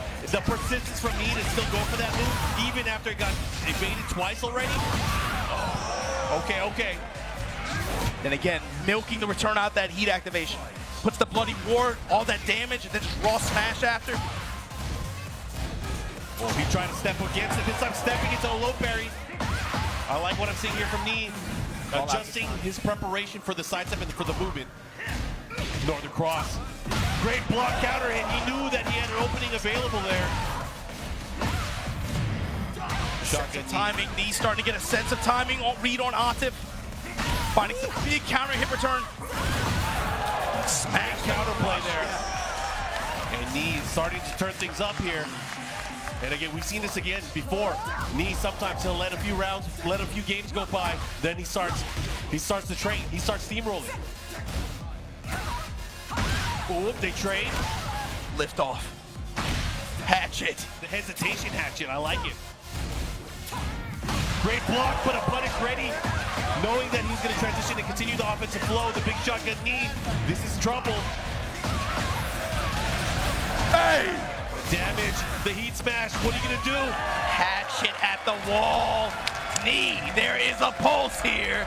Knee, still in it. It's crazy that you said that there is a pulse because I thought for a moment that Atif was starting to run away with it. Yeah, like you said, it's the snowball nature of how this works sometimes. He had advantage, but it's just like Knee we're starting to see that period now in the long set, especially with Knee, that he shows us, okay, I start to find my understanding. All of a sudden, the counter hits start coming into play. All of a sudden, he starts finding the momentum. He starts finding the wall pressure. And he gets that game, but here we go, Atif. The mid starting to come out here. The checks here from Atif, and look at this pressure by the wall here. He's gonna have, does he have enough life? He does. And that's gonna hurt. Counter hit, maximum damage off the range yard here. He's gonna get a chunk of life back, but it's still a big deficit to make up, and Atif still has a lot of heat to work with. Is he gonna pop? He does. Let's see what he got. This is a battle. She goes with the mid. Oh, out of range. Gotta be careful. Gotta watch out for those lows as well. You know, Atif's gonna be going for them. You called it, Mark. Psych. He hadn't shown them in a while, and then goes right back to the well at the end. Especially if he can get the hit. He was in the kill zone, so Atif right now taking that round lead. Again, looking to close it out here. Standing three, sidestep. And Atif again with the advantage here. Out of the sky, beats the orbital, looking to close things here. In the precision pressure here. Sidestep right, interception from Knee. Heat smash, down two, gets the plus frame. Steady for the interrupt. Oh my God, Atif on set point, threatening to eliminate the Terminator. Can he do it? Counter hit, one bust. Oh my God. Dash up jab, engage. At the wall. Delay low. Shots fired. Oh, the power crush to break the walls down. This is huge. He has a big opportunity here. He's gonna put him into that nasty Spin, mix-up. debuff. Low and purple. Step in mid low. Oh my God. This is huge because not only that, he has heat. He has gosh, this is crazy. In range as well. No help to get back though. 3-3. The walk from Atif, the jab pressure, the smash. He wasted sword. Is he gonna range art? He's gonna get the other wall. Oh, just short of it. Hatchet. Oh my god. Oh my god, Atif. The range art. He's able to eliminate me from the tournament. With Oh my goodness. it's a sliver of life, Mark. Calculated decision there from Atif, and he puts Knee out of this bracket at 3rd place. But yo, everybody, Atif just punched his ticket for grand final. But can y'all put your 4s up for Knee real quick? What a performance from both of these players. I could not tell what was going to happen at the very end, but again, lots of love and lots of props. Hey, yo, we got Mulgold and Atif. We were talking about consistency, the guys that were looking to get their big win. Now, finally, one of them will be able to get it, and that is beautiful. They both punched through glass ceilings in this tournament to me, but it's also now you got to finish the job, right? You want to cap this off with the win, especially in this house with this crowd right now. You can't stop here, because this is grand finals of Combo Breaker 2025. Mulgold, winner's side. Atif gonna have to reset this bracket. But baby, it's been a hell of a tournament this whole weekend, man. Look at the path how they got here, man. Atif having to fight his way through the losers bracket to finally make it here. We're losing early on in the winter semifinals, but guys, this is gonna be crazy. They have a rematch lined up. Obviously, again, we talked about it before, time and again, these guys have been vying for that huge tournament win, and this is going to be an exclamation mark. Which one will get it? And it sounds so strange because both of these players are so incredibly decorated too in terms of tournament accomplishments and even wins. But the thing is, again, you got to think both of these players in their respective communities, to me, it feels like they both kind of occupy the same space. Yep. You talk about Pakistan, everybody's talking about Arslan. Well, what about me? What about Atif? Able to overcome his nemesis like that in this bracket to punch his ticket for grand finals, got to be a good feeling for him. You know he's wanted to win over Arslan in tournament for a long time. Mulgold on the other side. This was the golden boy in Korea for a hot minute. They were singing his praises out there in Southeast Asia. They thought this was one of the best Tekken players. I mean, I'm telling you, late 7, they were like, yo, Mulgold is that dude. He is ill. They were talking about him, and seeing his transition in Tekken 8, and it's like there was no startup time. It's just immediately win, I'm in. But the thing is, when you come from these competitive in communities with deep legacy and such strong player field, it's difficult sometimes to be that guy that stands out, because you know, you got to think, look at his teammates, look at the people that he plays with. They're talking about needs to go. What about me? Both of these guys kind of have that element to them, and so it's interesting to see them both here in Chicago at Combo Breaker 2025 fighting for this title against each other. And the good thing is one of these players will finally get that big win, but the bad thing is one of them won't.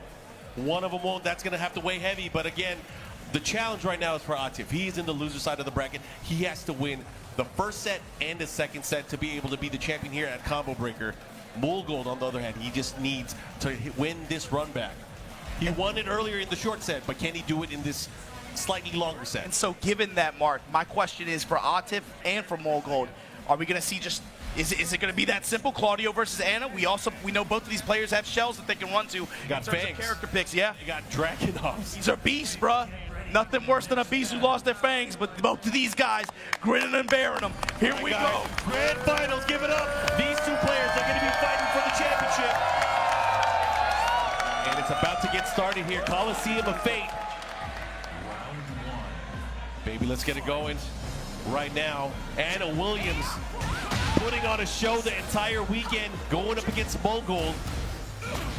Claudio, big side step down back, 1+2, able to find its mark here. Starts off with a nice combo, pushes towards the other side. Again, another opportunity, another chance to go for it. Delay, punish. Yeah, you see Mark Mulgold's approach too. He's a lot more defensive. He's not really trying to initiate here. See him trying to defensively just step, rotating around counterclockwise, looking for any kind of opening where he can get run a Sky Slash Nova and get a hop kick.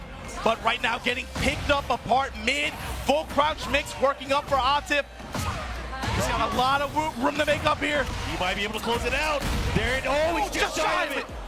Bro, he's close, but he has to be careful. Oh no! Be careful for stuff like that. The Piston sends the follow-up here. He's gonna activate heat as well. Time's a wasted. The HP back too, Mark, with time expiring. Is that gonna hit? It has to hit. Oh my God, the range on that thing. Not only will he have the life lead here, he might even get the kill. With time expiring though, What are you gonna do with it? what do you go run? Quincy shots! Oh my gosh. Shooting! The check and the low jab for the security. I like what I'm seeing. Mulgold able to take that first round. Mulgold, the decision making. Trying to open him up. Like a bottle of wine, Mark. Trying to invite him in for a drink. Don't give in. Try to check him near the gut Advancing punch. jab pressure on deck for Atif right now. Right now, paying dividends, mixing with the lows. He's fighting in so close as well. Just up getting a counter hit grab. Into the side step attack. Oh, here we go. Activate, counter, activate. Now what are you gonna do with it? Side step booty. Gonna get a punish here. Goes to the low attack. The follow-up, they're about even on life. Again with the grab opportunity. Oh, you gotta be careful with the whip. And the delay beat, oh my God. The pressure. Oh my God. Trying to check him there. Another down forward one from both sides. I'm expiring, running two. Away. Mid. Away. Mulgold! You can poke, I can poke too. Come on! Mulgold. That's a crazy game of chicken they were just playing. And just like that, Mulgold now starting to snowball a little bit. Yeah, trying to remind Atif I'm in the winner side of the bracket. Spin over. Respect me. Yes. Max range comes up with the lip punch. Atif. Swinging that stuff. Canceling just to be able to pursue like that. Oh, look at this. Gets the low, gets the follow with the mid. The sky slash. No, with a hot kick. Bro, the Abare from Mulgold, he's on one right now. He has been always a great user of that hop kick. Now getting the wall here. Big dash. Oh my God, Oh, it whipped. Yo, her hits aren't big enough. What's gonna happen here? The lows are starting to come out, and the down lift able to left. And Mulgold stealing that first game. Wow. Opening statement here. Get ready for the next battle. Here we go, Atif. Sticking to the Anna Williams here. I'm just thinking the way that round ended, man. Right, that was like 3 or 4 consecutive running twos like that. That tells you something about the passive pressure that Claudio can put on you like that, man. You didn't even see it. Atif wasn't even trying to step. Bro, and again, has to be ringing in his head here. He's going to go for those running twos. He's continuing with that pressure. And now playing around the one jab. Look at Mulgold. So light with the judgment. Third hit. Follow up here, counter hit, guaranteed follow up. But willing to just walk him down to the wall. Got the engager. He pressed the button. It's going to hurt. He's going to get this rage yard here. No, he's taking a page out of Edge's book right now. Just banging on rage options. That's one way to put a stop to the offense, take the momentum back. Let's see what he does. Oh, he whipped! That is unfortunate here, but great reaction there from Atif, able to close it out here with the smash. Okay, I like it. The weight there. Down forward 1-2, crouch in. Wait, see what your opponent's gonna do. This time blocking. It's that part of the set now, Mark. You gotta remember, they played in winner side earlier. You're starting to see a lot more delays in the timing. Speaking of which, putting him into a bad spot here. Let's see what kind of timing he can go in with the offense from the Oki. Oh, and now the wall pressure. Willing to pile it on with the heat dash. Again, not this time. Not this time at all. And Atif putting on the brakes and taking another round. Now 2 rounds here, wanting to tie this up. He needs this game. But you got to imagine from Mulgold, that means now he's able to at least put a little bit of hesitation or put that idea in Atif's head. I might bang on that rage art. Maybe create a moment of hesitation in some of these impact situations. But here we go, spin a Rooney. The follow-up here, he has the wall positioning, side wall stun. He's going to adjust sidestep. I like it. Here we go, keeps him there with the sidestep attack. Pushing mid. Oh, caught him with the mid. Is he going to get up? Is he going to make use of any of it at all? Great delay on the activation there from Atif too. Oh, that's going to hurt. Big time into the range yard, and he's going to steal this round away. Mulgold made it count. Bids him farewell. So we go into another round here. 2 rounds to 1 right now. Let's see what happens. Jab challenge here again. Atif continually using that down forward 1-2. That has been his pressure tool of choice here. Once you get content with his blocking, that's when he opens up with the low attacks. Great step.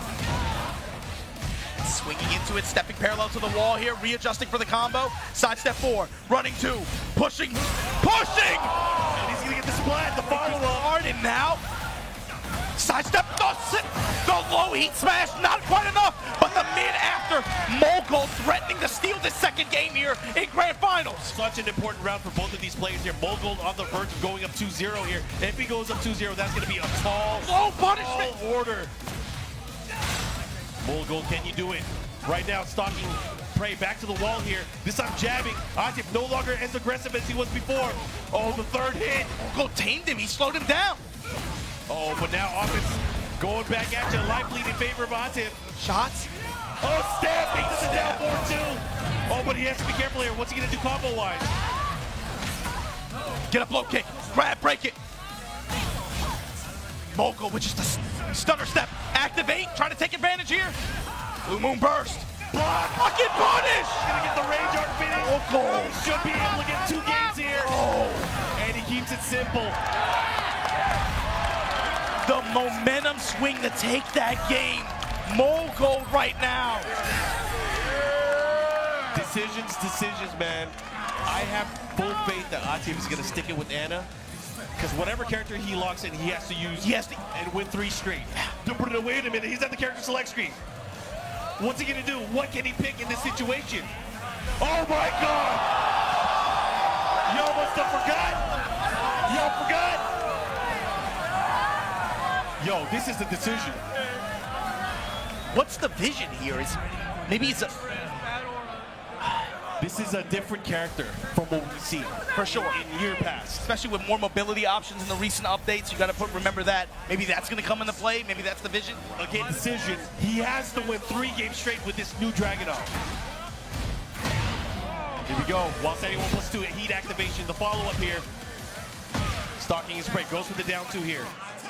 In heat now. Mid strikes from Mulgold. The backswing. Are you serious? Stop the yard. Salvo. Testing the break salvo and then Russian assault. The smash.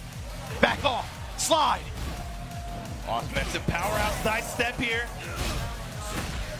Ignition switch. Follow up here. Has the wall. The second hit. Oh my God. He can't get away from it. Obviously going to activate here. Try to push towards the wall as much as possible. Good patience there. Again, the punish. Oh, and he gets the second hit. The follow-up. He's going to Rangchu. Oh, no, he didn't get the wall. He got the break. And just like that. The 4-4-3-2 paying dividends here early on. Mulgold here from Atif, picking that Dragunov. Looking upset. And go 3 games straight. He needs to get 3 games straight here. Salvo, counter hit. Mulgold trying to get a sense for his press timing too. Counter hit grab, able to side swap there. Wall advantage for Mulgold. Back 1, sidestep 4, back 1 guarded. Pressing mid, strikes. Just like this, tornado at the wall, activate. Now Atif, you got a problem. Break it. Oh, his hands are back, and that is the launcher in heat. The follow-up here, he's gonna get the wall. Let's see what Atif can do with it. Show me what you're gonna do with it. Back will pursue the follow-up here. Continue with the pressure. Sidestep.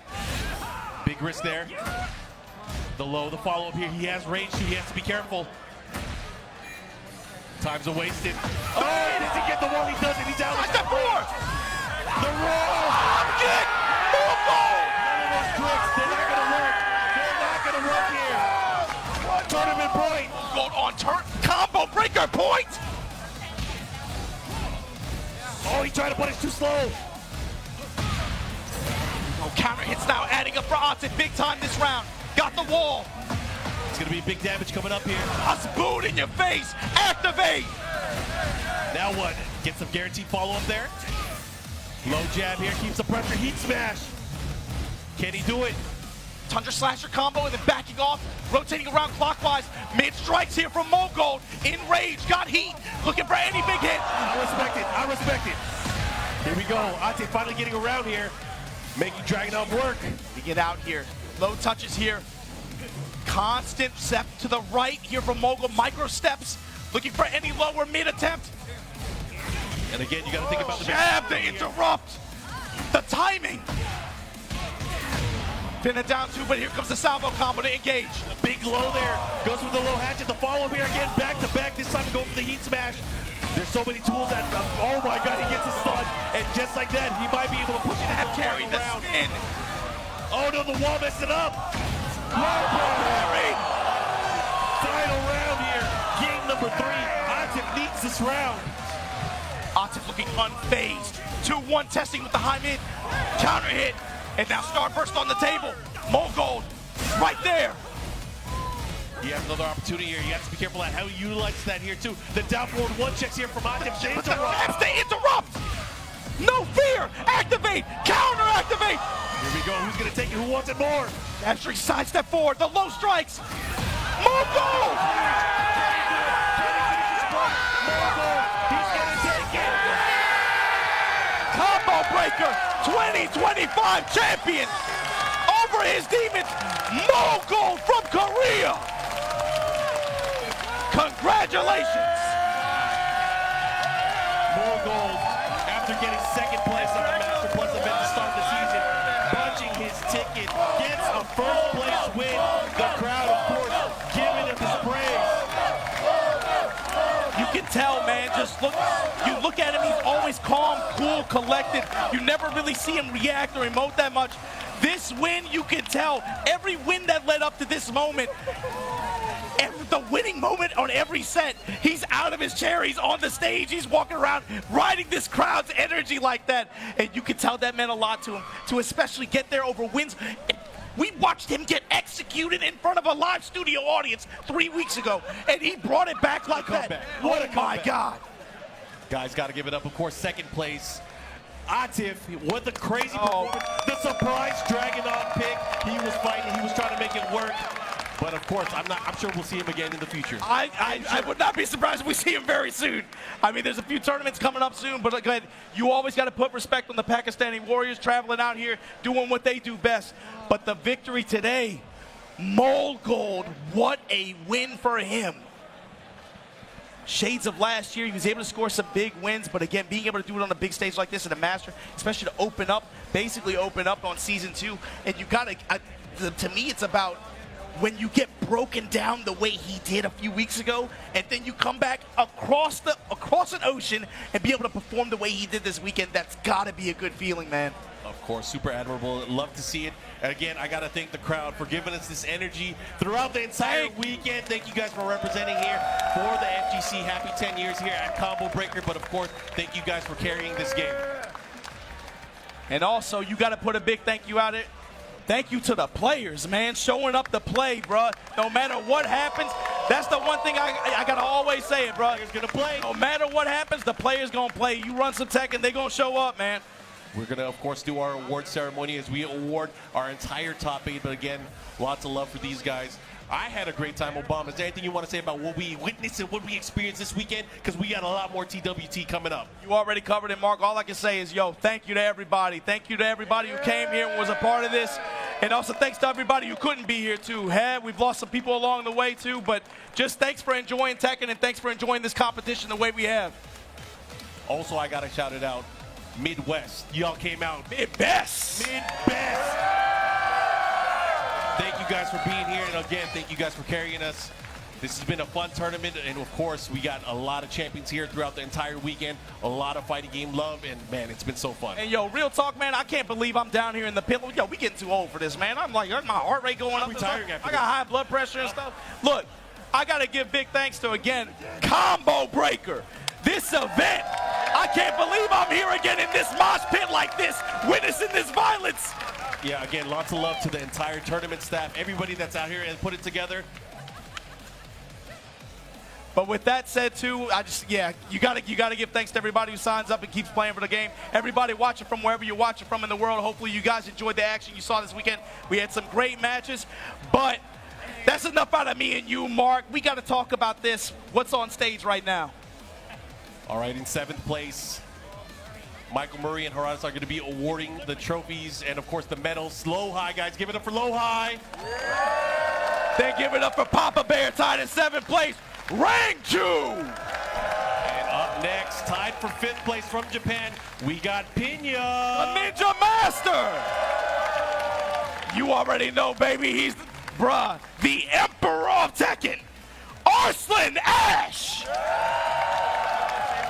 And in 4th place, out of Korea, the Kickmaster himself, we got Edge. He's an edgy guy, but this next dude, put your 4s up for the GOAT, me! And of course, as we get to our top 3, we already awarded Knee his medal here. We got to give it up for 2nd place, all the way from Pakistan, Atif! But baby, your Combo Breaker 2025 champion, mask off, glasses off, Mulgold! The gold means something. Taking it home, gets the big trophy there. Congratulations to Mulgold. Congratulations to Korea, taking this 2nd master event on the tour. I've been saying it, Mark, I think this game, competing at this level, at the global elite level like this, in this game, especially this year, we saw the roadmap Michael Murray and Harada shared with us, some of the information and some of the things that we have to look forward to with the game. There's going to be a lot of change. Competing at this level on this stage like this and being able to constantly have to adjust and manage expectations and the game's changes and still compete and be able to do this at this level is, I think it's going to be one of the hardest years for competing in Tekken that we've had in recent memory, for sure. Yeah, with all the updates and stuff to look forward to, love the communication. I am excited to see, of course, next week you got BAM as one of the master events. I think you're going to be out there as well, representing for us. I'll be out there down under, and then after that, not too much longer after that, we're going to have CEO, and then once we get rolling, bro, and those challenger events start happening, you guys have a lot of great Tekken to look forward to.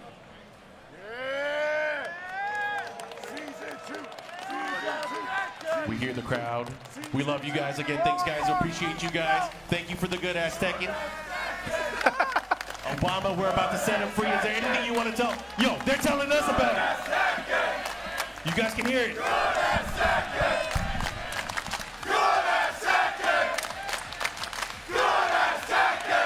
I think that's all we got to say. Obama, let them know where we're going. We'll holler at you guys next time. See you in Australia. Everybody be easy.